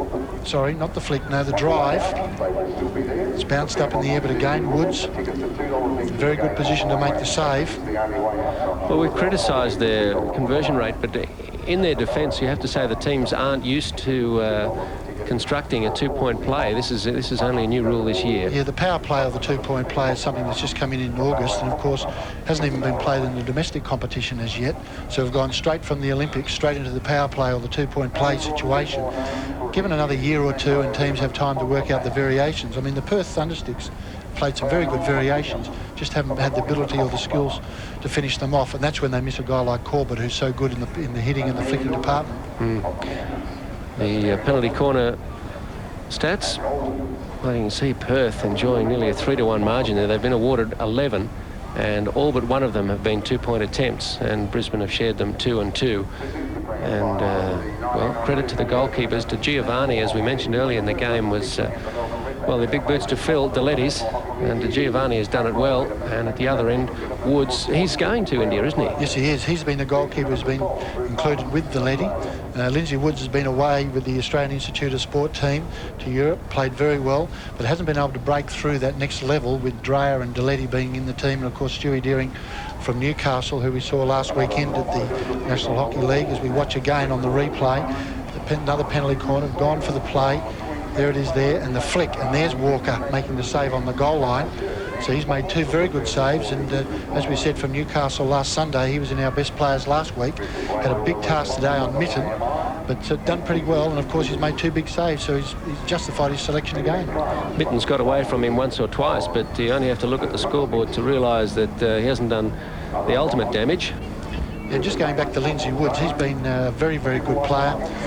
Comes from Ipswich, just outside of Brisbane, of course, and has been very, very good. And now he has his big opportunity at the Indira Gandhi in January. Okay, 20 minutes to go. National Hockey League final, still 0-0. Brisbane will run right to left for the last passage. Perth in the green shorts. Hazelhurst. And Commode over there. Fraser on an early run down the right. Kelly in front of him and drives the cross straight into his foot. Ouch. That's what you need on a Sunday afternoon. Yes. Yeah, ball into the ankle. Well, shin guards, but occasionally it misses. Hager back there. This Perth will be getting back on every occasion because the last thing they want to do is give the Brisbane team any opportunity to score. Been surprised how freely Hager's running. His wife Michelle told me yesterday he wasn't going to play with a painkiller. If he got hurt, then he was going to come off, and that was it. But he's survived the game well, but not going to India. Yeah, I think the medical opinion is that he can't do any damage to the foot today. And after today's game, he'll go out to pasture for about 3 months. It's the second metatarsal on the right foot, if you're interested. Yes. He's broken. There's a chance. De Giovanni. Oh. Can you believe he's missed that? Well, De Giovanni made some kind of save. And Robertson, who scored 3 points last week, here he comes. Just pulled the ball around him. All he had to do was hit the net, but he tried to chip it, and he's clipped the crossbar. Oh, well. That's a let-off for Perth. He got around the keeper and hit the post.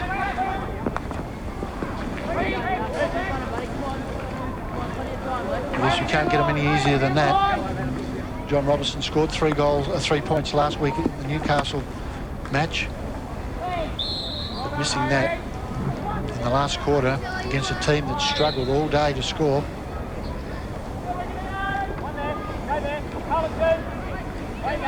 Forbes. In the National League competition, there's been a lot of points scored in almost every game. As soon as we come to the semi-finals, here they are again away.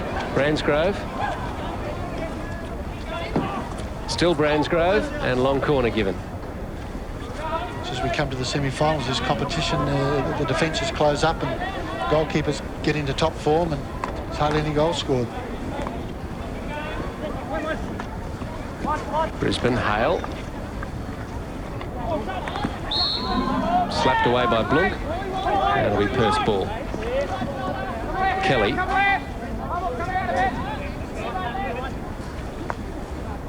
And Dean Evans in the middle at the back. Did come forward stages in that third quarter. Oh, I don't think they'll want to play extra time. Well, Perth at least will be pushing for the winner. Blunk. Jeff Bott. Hazelhurst. Robertson closes in. Beats him. And for Hager. There's a good opportunity, but the pass wasn't quite precise enough. Evans couldn't trap it. Bransgrove. Nobody with him. Has to wait and loses out.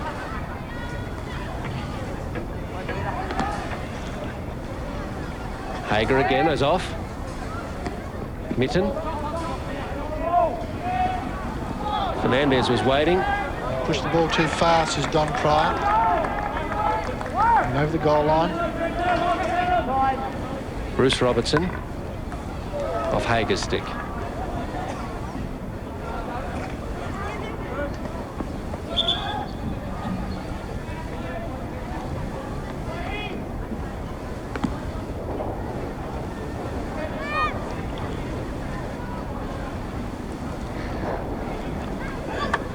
Bransgrove plays it straight into the foot of Dean Evans. So Evans and Kelly have both had one for their trouble in the last couple of minutes. Perth fullbacks. Evans. Bott. They get back so quickly, Brisbane. Yes, they are. They're really working hard to get back. Forbes.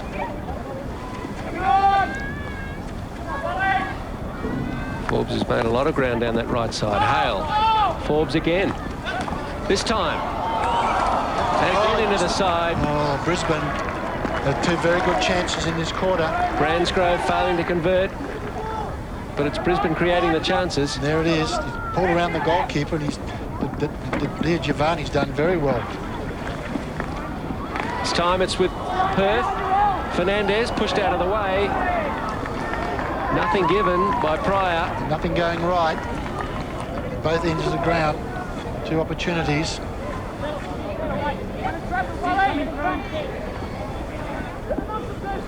Darren Fowler and Bruce Robertson for Brisbane. Fowler now. Forbes. Here's deflection off a Perth Thundersticks player right near the centre line, but under the the rules played in the National Hockey League. It's a long corner. It'll be taken by Jason Hale.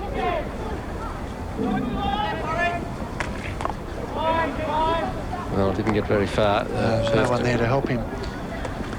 The Brisbane defenders were at the goal and Perth in between. Hale again. Forbes.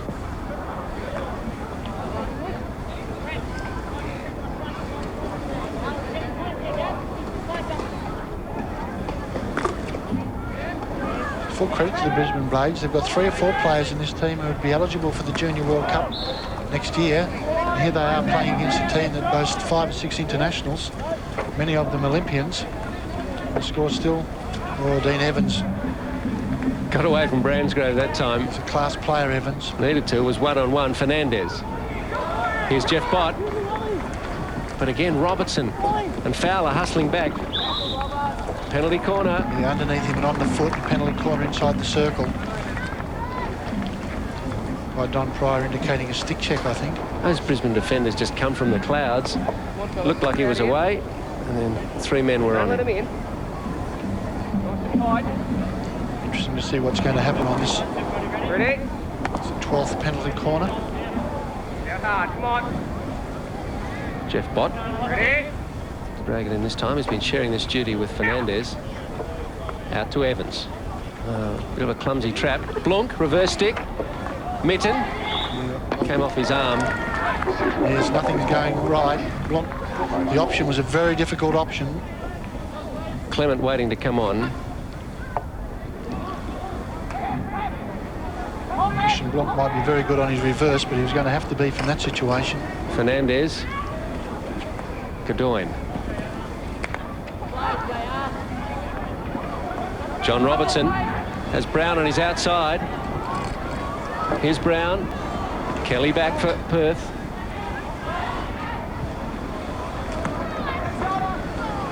The wind picking up here at the Victorian Hockey Centre, blowing our commentary box around. If we go quiet, you know we've been blown over. Hager. Back for Hazelhurst.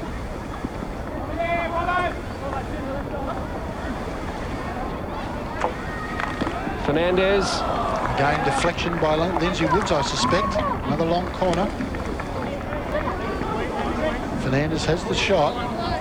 Yes, a little deflection. Oh, he was so quick, Woods, to get something on that. Blunk, long corner for Perth. Still 0-all. Nearly came as far as Mitten. Danny, what do you want? You'd have to go a long way to find someone better than Woods today. I don't know how many saves he's made. Perth out of defence on the break with Nichols and Fraser. Fraser taking on Kermode.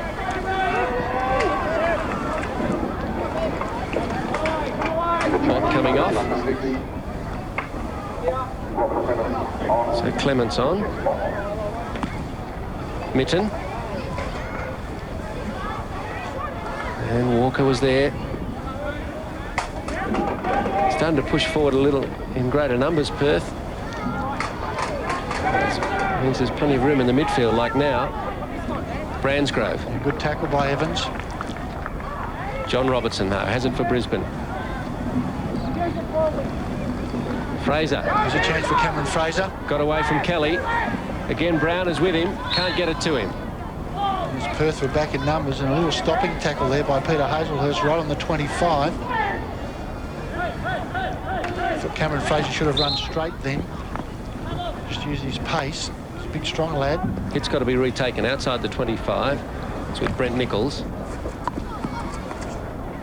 Forbes. Yes. Deliberately over the back line. No, kicked it deliberately over the back line. Whichever way you like, umpire Ross Rideout has indicated it's a kick, and therefore it's a deliberate breach. It's a penalty corner. With 10 minutes to go, this would be a chance for the Brisbane Blades, because quite honestly, in the last quarter, they've had 2 very, very good chances. One of them should have certainly been scored from. Carlo Di Giovanni, the goalkeeper, called upon to make another save here, probably. Brown to drag it in. Comes out to Fowler. Robertson. De Giovanni's there again. He's doing the job, Carlo. Carlo'd love this too. One of the characters of hockey. Yes, Michael Nobbs was threatening him with a haircut yesterday. Underneath that helmet, there's a wild shock of black curly hair. A few people have threatened him with other things. Carlo, he's a real character. Hazelhurst. Blunk. His third man obstruction, umpire Don Pryor indicated.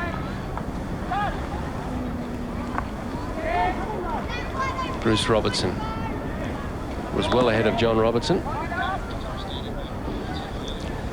Well, David Wansborough, it's opening up a little. Certainly is, Steve. Both teams seem to be going for that winner, and the gaps are opening up. The best chances that have been created in the last few minutes have been from little balls just weighted in behind, and both teams have done it very well. Brisbane may rue the couple of chances they missed early in this quarter, because Perth have got a few known winners in their team, and they know how to win. Guys like Evans, Blunk, Hazelhurst and Mitten, so I still tip Perth. It's Mitten over it now, driving it in, and Fernandez. Umpire Don Pryor is indicating foot. Greg Forbes, who was right there, saying to him, no way in the world. He believes he got a stick on it. It's a penalty corner. I thought Fernandez certainly got some stick on it. I didn't see he touched it after that. Come on. Ready here. And Fernandez, No goals, come with on. Bott having been benched, Down hard. he'll get this penalty corner underway. Could be lucky 13, I think. All the way out to Evans again. More sweetly taken. Oh, on the reverse side, Clement. Had time, but Mitten was standing at the top of the circle instead of being in where he should have been, across the front of the net. You'll see the ball goes here. Hager has the shot, and Clements reverses it across, but there's nobody there.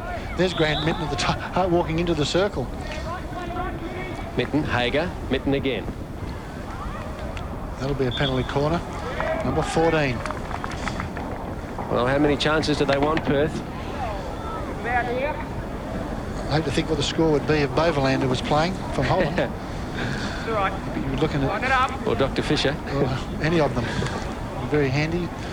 Todd Williams, or any of those players, the big hitters. Or Jay Stacey even. Yes, exactly. Go. Or Ken Walk. We can put him in that category. Yes, well, Ken scored in the big game in the Barcelona, and that's when it counts. Who can score in the big matches? Fernandez. Out to Evans once more. 2-point try. Mitten.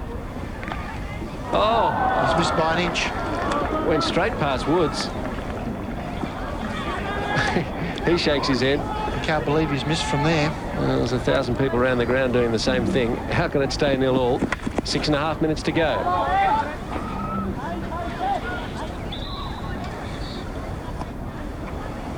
Yes, if we go to extra time, sudden death.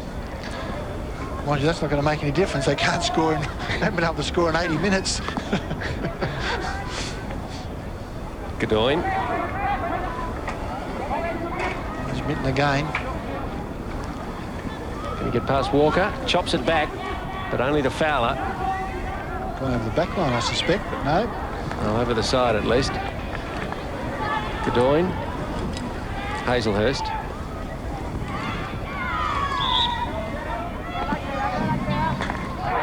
Hit quickly taken and lifted in. Yeah, it's at least 1 inch off the ground, I suspect, that one. It's one of those ones that I don't believe the umpire should really blow. But at least they've been consistent on it. One thing the crowd has had an opportunity to see is the variations on penalty corners today. Hager. Oh, great ball for Fernandez. Clement on his outside, Mitten on this side, kicked away by Woods. Yes. Yeah, for my money, Lindsay Woods is going to be very hard to beat in the player of the match competition. He's been very, very good. Be interesting if we kept some statistics on how many times he's actually saved them. Fernandez. Clement. And when it hasn't been Lindsay Woods, it's been Peter Walker saving him off the goal line. And Forbes, the Brisbane skipper, has been playing well too. On the right side, Blunk.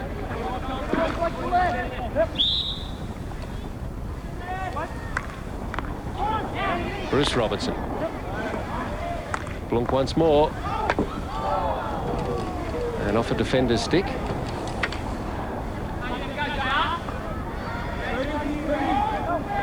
Hager, Fernandez, Mitten all waiting. Comes top of the circle. Evans can bang one. Oh, no, they missed another one. A dive from Fernandez came up with air.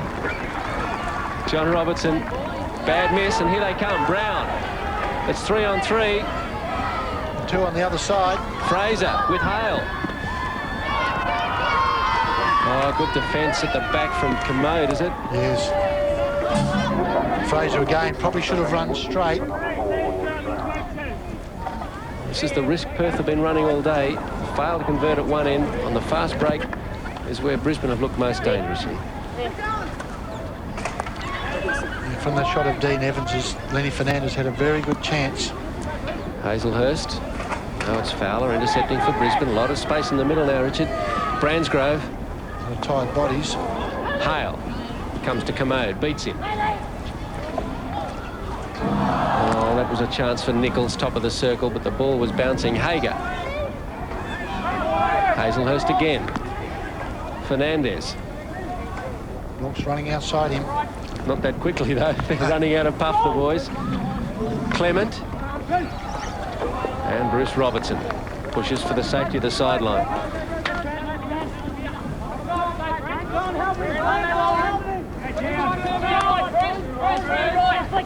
Blunk.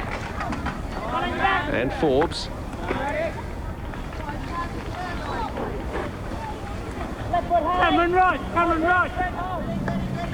Blunk again. Evans pushing forward, has to. Mittens on this side, Hager gets to Fernandez. Woods there, and, well, prior ruling an obstruction there, I think.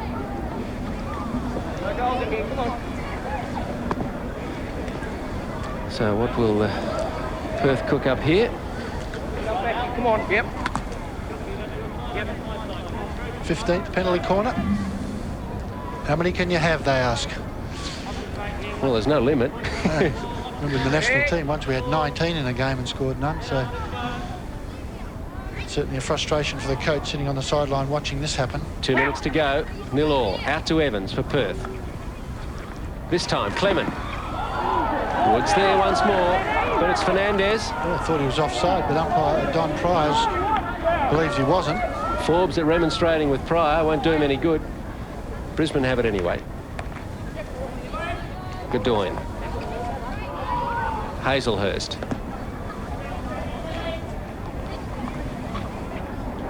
Oh, good dummy, Hazel.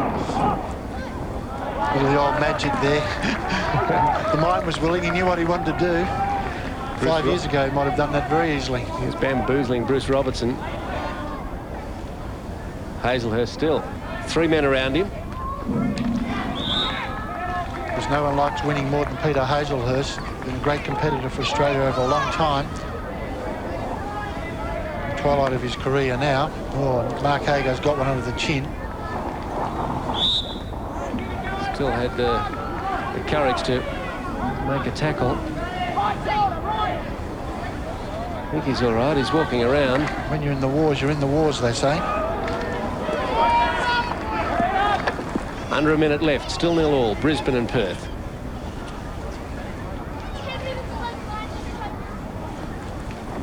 Woodley outside the circle. But it's Perth's hit. Evans takes it. Hager.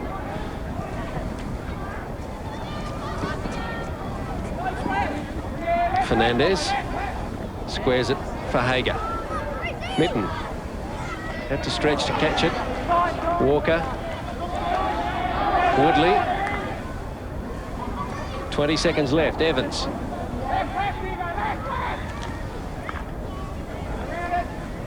Nichols. Well, I think we're heading for extra time unless Mitten and Fernandez inside him can make something here. Oh, excellent tackle. Bruce Robertson, that is a superb tackle with 7 seconds to go. Woodley. Look for the safety of downfield. Goodwin. And that's all there is in regular time. Well, it certainly did start to open up. And they won't have a spell here. They might be allowed one drink. They've got a changeover. It's 10 minutes of extra time. Sudden death. So as soon as a point scored, the game's over. They walk off. Okay. Used to play that in the national championships a couple of years back, and well, when I say a couple of years back, I'm talking about a long time now. Used to play and go to the semi-final, go to extra time, sudden death, and you'd be off. Randall Upton, talking with Horgood. Yeah, he's saying, I want 5 minutes. He's going mad there. Look, 5 minutes, he's saying. Well, I don't know if he's going to get it. Certainly Ross Rideout and Don Pryor were trying to tell the players to come straight back out.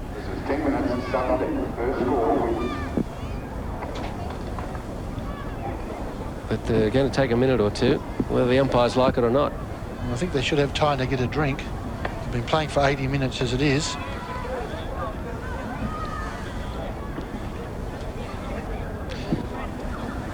So I think Ross Rideout. They're just clarifying what's going to happen here, and it's been confirmed that is sudden death. Yeah, that's in the rules, sudden death. And then if it's still level at the end of that. And it would have to be 0-0 still. Yes, exactly. They'd have the shootout. Okay. Well, 10 minutes or less left.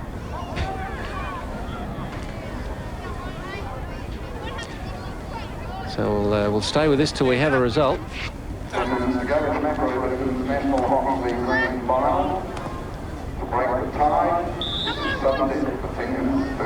We've changed ends again. Greg Forbes is playing in the middle of the field. Brett Nichols is at right half just for the moment. Perhaps they're a bit worried that Peter Hazelhurst is starting to dominate. If we forget to a penalty corner situation, the one-point attempt will suddenly be brought out of the closet, because one will do it. Yes. Nichols for Brisbane. That's too far ahead of Hale. The idea was good. Certainly was too far in front.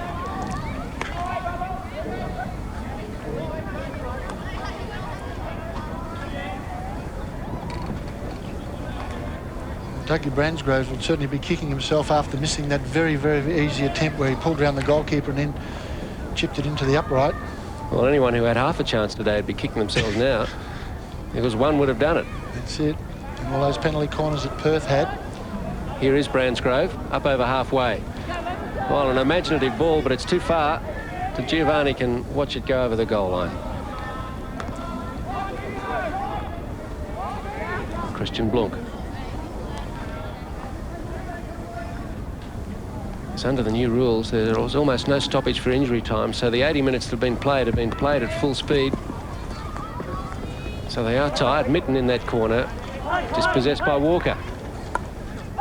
Mitten keeps trying to go on their reverse, and he's been picked off the last 3 or 4 times by Bruce Robertson or Peter Walker.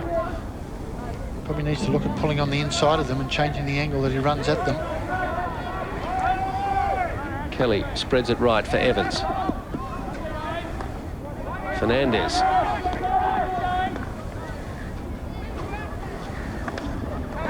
John Robertson with the tackle. Woodley with it now.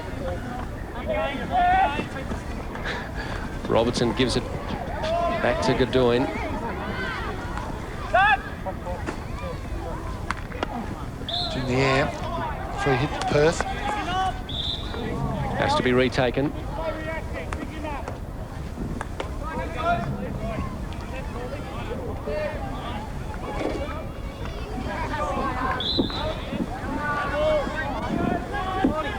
Well, the umpiring has been very good in this game, as you would expect, from 2 very competent umpires in Ross Rideout and Don Pryor. Well, they've given them the chance to score. They've played the advantage real well, Richard. They certainly have. It's not their... It hasn't been their fault that there's been no goal scored. They've certainly allowed a lot of advantage. There's been a lot of penalty corners.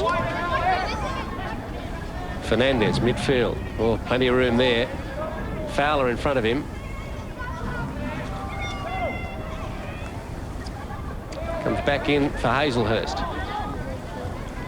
Mitten on the right. Can't beat Walker this time. And on his reverse again. Up for Hale. Bransgrove is ahead of him. And finds him too. Just got rid of Kelly. Let's see Neville Newells come on for the Brisbane Blades. He's on the right wing. He's trying to work out who he's replaced at the moment. I can see Jason Hale, Dougie Bransgrove are out there. Probably it's John Robertson, I suspect. Fernandez for Clement. Taking on Nichols. Pushes it back for Blunk. Still Blunk. Gets past Fraser. Cleared only to Godoyne. Clement again. Nichols back for Brisbane, and with Blunk closing in, went for the sideline. 4 minutes gone in this sudden death period of 10. Hager. Here's a good tackle. No goal. The whistle had gone well before the shot at goal.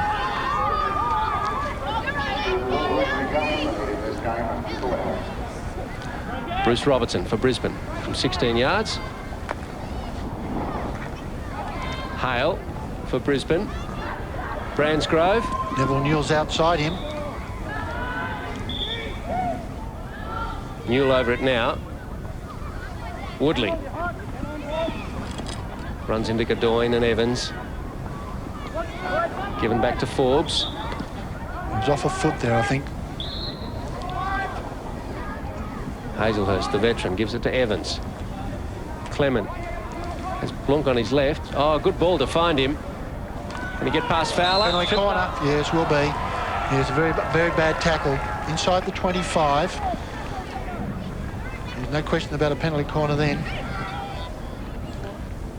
See the tackle here, pulls inside, push in the back, stick check, whatever you like. He's inside the 25. Well, they haven't gone for a one-point play for a long time.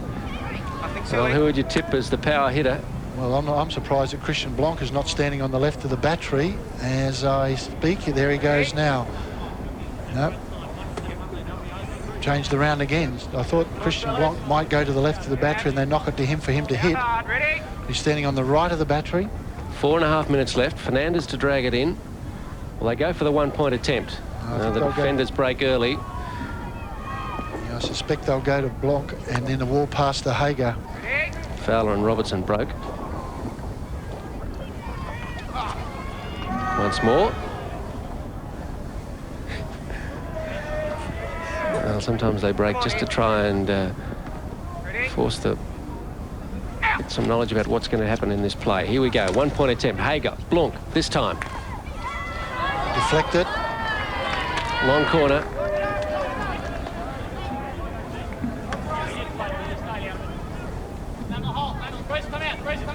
Peter Hazelhurst free on the top of the circle, but they've ignored him. Nichols for Brisbane. Meant for Hale.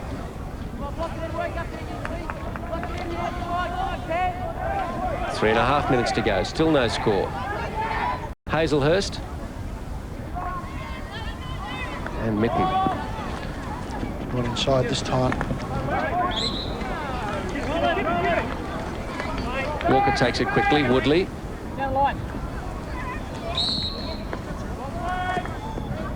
Well, for the first time in this competition, we're heading towards this infamous tiebreaker they've talked about, with a one-on-one with the goalkeeper, where the players get the ball from the 25, and it's a one-on-one with the goalkeeper in 10 seconds, so that'll be interesting to see how that goes. There's still 2 minutes 57 seconds to play remaining in this sudden extra time.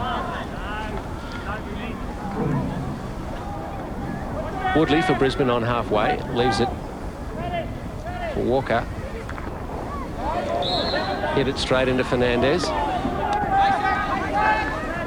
And it was lifted into him, so it's given to Perth. Hager for Mitten. Back to Godoyne. Oh, beat Woodley pointless. Falls for Blanc. Oh, they're all standing around. The umpire gave advantage. And then he decided the advantage wasn't a good enough advantage, so he's giving a penalty corner. Well, with 2 minutes to go, and Perth in no hurry to take it. Although Ross Rideout's telling them to get a wriggle on. This might be the last genuine chance. It's always interesting in this situation. You've got about 6 Chiefs and no Indians. Everyone's calling a different variation. I imagine Dean Evans made the decision which one they were going to use. Fernandez, stopped by Godoyne. One-point attempt. Hager, this time, shoots straight to Woods. Didn't have a lot on it. hit a bit of the turf before he hit the ball. Of anxiety there by Mark, half hit the ball in the turf. Minute 20 to go. Well, the crowd's getting value for money here with 90 minutes of play.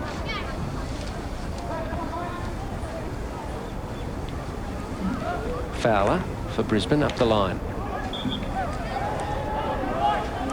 Perth's ball, Hazelhurst. Evans. Mitten. Beats one, crashes into Bruce Robertson. Yes, he's very strong in that situation. And as I talked earlier, he pulled inside Walker then went on the reverse of Bruce Robertson. So 45 seconds to go. 18th penalty corner. Key in here, come on. There's never been a better time to score on the penalty corner than right now. Ready? Well, it'll be the last 30 seconds if they convert it. No goals here, come on. I'm sure Lindsay Woods is geeing his defenders up. Well, in truth, in all those 18 chances, they've only gone really close once or twice. They go for the one-point attempt. They will. Back to Hager. And again, not much on it. Little 1-2 with Blunk. He rushed it. He didn't need to rush the return ball. Good umpiring. 6 seconds. Well, there won't be time to get it down there. Kelly. Hale. And extra time is over. Well, now we have 5 people from each team. They get the ball on the 25 and they have a one-on-one with the goalkeeper. And each person's got 10 seconds in which to score. Well, I haven't seen this myself, so this will be a new experience for me as well. Well, it'll take a minute or two to set it up, but just to describe what happens, Richard, once the whistle blows, the goalkeeper can come off his line. Yes. And the player with the ball, who's standing on the 25-yard line, he can take off whenever he likes, but he's only got 10 seconds after the whistle to beat the goalkeeper or get into the circle and have a shot, put it in the net. Now, this has been introduced rather than having the traditional penalty stroke flick off. This has been introduced just to create a little bit of excitement, so it's a new experience for all of us. Okay, so we've gone well past our normal off-air time, but we'll obviously stick with it. Randall Upton on the right, the National Hockey League administrator. Neil Hallgood obviously either hasn't read the rules very closely or thinks they should be doing something else. Randall Upton being the adjudicator in this situation. I don't think they were in agreement at the end there by the look of Randall. And even in the middle there, where we're overhearing Don Pryor and Ross Rideout making sure they are in agreement about how these goals are to be taken, or attempts at goal. One umpire will be on the goal line, the other one will be closer to the attacking player. Yes, that's right. One will be keeping the time and one will be watching for any breaches. And of course, as the crowds stream down from the other end, from the scoreboard end down to the end closest to the, or the city end, where all the action is going to take place. Of course, one of the tasks that the coach has to undertake is to choose 5 players who are going to be involved in this one-on-one confrontation with the goalkeeper. And whichever way you look at it, the goalkeeper's in the hot seat. Okay. So one way or another, we're going to have a result shortly. 90 minutes of play couldn't separate them. And as we mentioned earlier in the day, the Australian under-21 men and women who have been in Wellington, New Zealand, have both won their competitions against the New Zealand under-21 team, and both the men and the women in the Australian under-21 team have qualified for the Junior World Cup, which will be played in September of 1993 in Barcelona, Spain, on the Olympic venue. And that's congratulations to those teams, yes.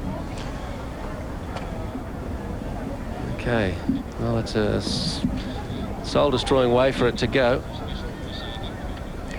Just a reminder for those who are interested, Let's see how the players look from David Wandsworth's point of view. Down at pitch side, David. Well, David, now I guess the coaches and the captains are trying to work out who's the best player to go for this unusual tiebreaker. Would have they practiced it? Yeah, I'm sure they would have practiced it in training. Obviously, they're not hoping for a draw, but guys like Dean Evans, who's in charge, will have to pick, I guess, the coolest decision makers in the team, and I imagine they'll be looking for the experienced players like Hagar, Mitten to take their chances. The goalkeepers here are the ones that really are under the pressure. They've got to make the decisions if they're going to go for the forward or wait, and they're ready to go. Okay, and it's going to be Christian Blunk, Olympic gold medalist from Germany. And well, Lindsay Woods, who's played exceptionally well all day in a one-on-one. Just making sure that Christian understands the rules. I'm sure they wouldn't have played this in Germany or anywhere else for that matter that I know of. Reminding people that the whistle goes 10 seconds. Woods comes out off his line, comes forward. Blunk. He is blocked. Lindsay Woods. There's no score there. So Woods continues his outstanding form over the last couple of weeks. The Australian coach Frank Murray could not be more than impressed from Lindsay Woods' point of view. He's played very, very well. Carlo De Giovanni retreats to the goal, and it'll be Bruce Robertson for Brisbane. De Giovanni charges out and shoots wide. Don't tell me we're going to go through this without a goal. I can't believe it. One of the things that the players have to understand is that 10 seconds is they have a little more time than they think they have. They don't need to rush it. Jeff Bott for Perth. Out comes Woods again. Oh, Bott is past him, and here's the first goal for Perth. Bott, someone with very good stick skills. Interesting to see how long that took, because even though he pulled around the goalkeeper, if the whistle goes to indicate the 10 seconds is up, it wouldn't have been a score, so they can't dwell on it too long.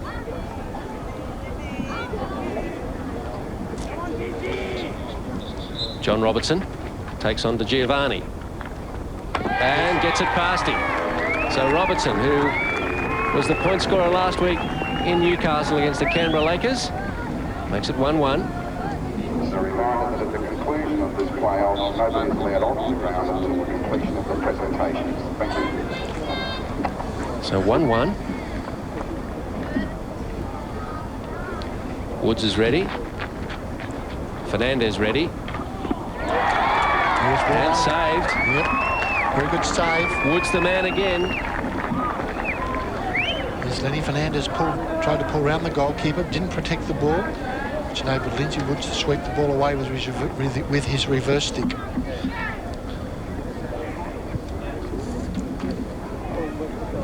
To Giovanni. Still 1-1. Jason Hale. To Giovanni, charges out. Hale has got him beaten.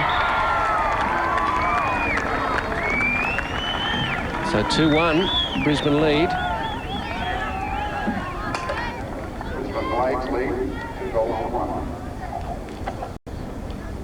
Is that 3 attempts each we've had? Yes. All good on coming up. And Brisbane lead it. Even number of attempts. Brisbane up by 1, 2-1. Gadoin. Well, he came off his line early. There's hesitation. And scooped away by Woods. Oh, Paul Gadoin got confused then. Well, so did Woods. Woods came off his line early, knew it, but nobody saw him. And now the Perth players are remonstrating with the umpires. Now, Ross Rideout is conferring with Don Pryor. Yep. So now, Dean Evans is being told to go away. Now, is it given? It's a goal. It is given as a goal because he did come off early. Okay. Correct decision. Of course, the umpires haven't umpired this themselves either, so it just takes a little bit of sorting out.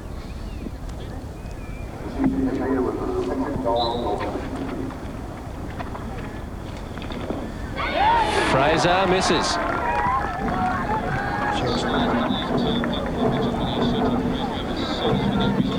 As soon as we have a result here, we'll be resuming our normal programs. We're some 10 minutes over here because of extra time and the shootout. And we're 2-all. 2-all. Mark Hager on the line. Hager against Woods. This time Woods comes off at the right time. Hager will beat him. Thank you. Very easy. Well done, Mark Hager. Doug Bransgrove. So Bransgrove, it's all down to him. This to make it 3-all.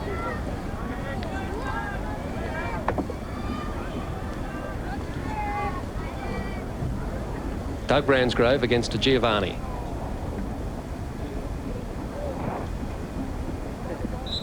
So De Giovanni can be a hero here.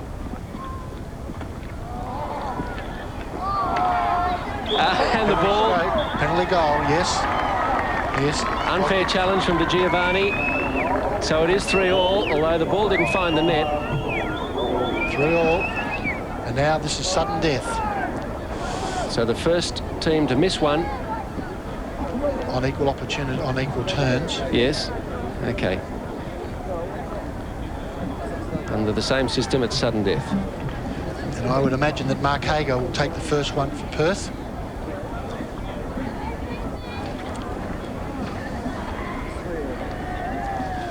Well,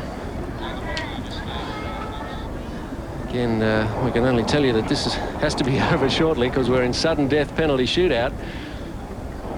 And as soon as it is over, we'll take you back to our normal programs. But final of the National Hockey League, Perth and Brisbane have played extra time and 5 shots each. So if Hager gets this and the man who follows him doesn't, then Perth will win. Conversely, if he misses and Perth convert, Brisbane convert, then Brisbane will retain the title that they won in its inaugural year last year. Brisbane, the order's been changed. John Robertson's going to take it for Brisbane because Perth went first in the beginning of this playoff. And Carlo Di Giovanni will need to come into the net. I saw one of these in a soccer competition somewhere. I was just trying to think where it was. And you've got me. I mean, I've seen shootouts in World Cup soccer. It seems such an unfair way to finish it, but what can you do when you played extra time? De Giovanni isn't in his goal mouth yet. He's got to go back onto the line. Brisbane's John Robertson. Again, he charges out. Robertson. Oh, he's gone left. He's going to run out of time shortly. Yes, yes. De Giovanni could be the hero. You don't want to go left on the goalkeeper. And in a one-on-one situation like this, you've got very good on your reverse. So it's down to Mark Hager, who's scored over 100 international goals for Australia. One of the most prolific goal scorers in international hockey, and the Perth captain. See if the Thundersticks can win the National Hockey League for the first time. Woods comes out. Hager. Oh, he's in trouble. They're going to run out of time. Yeah, he's only got to wait there. It's still on now. No, didn't make it. Didn't make it in time. Didn't make it. The 10 seconds were up. And Hager can't believe it. Milking the crowd. How much more drama can you have? So 2 more players will step up.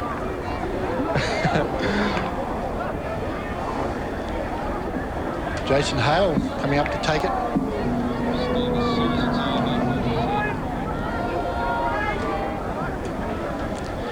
De Giovanni back in goal. And up comes Jason Hale. Scored 8 points in games through the season in the Hockey League.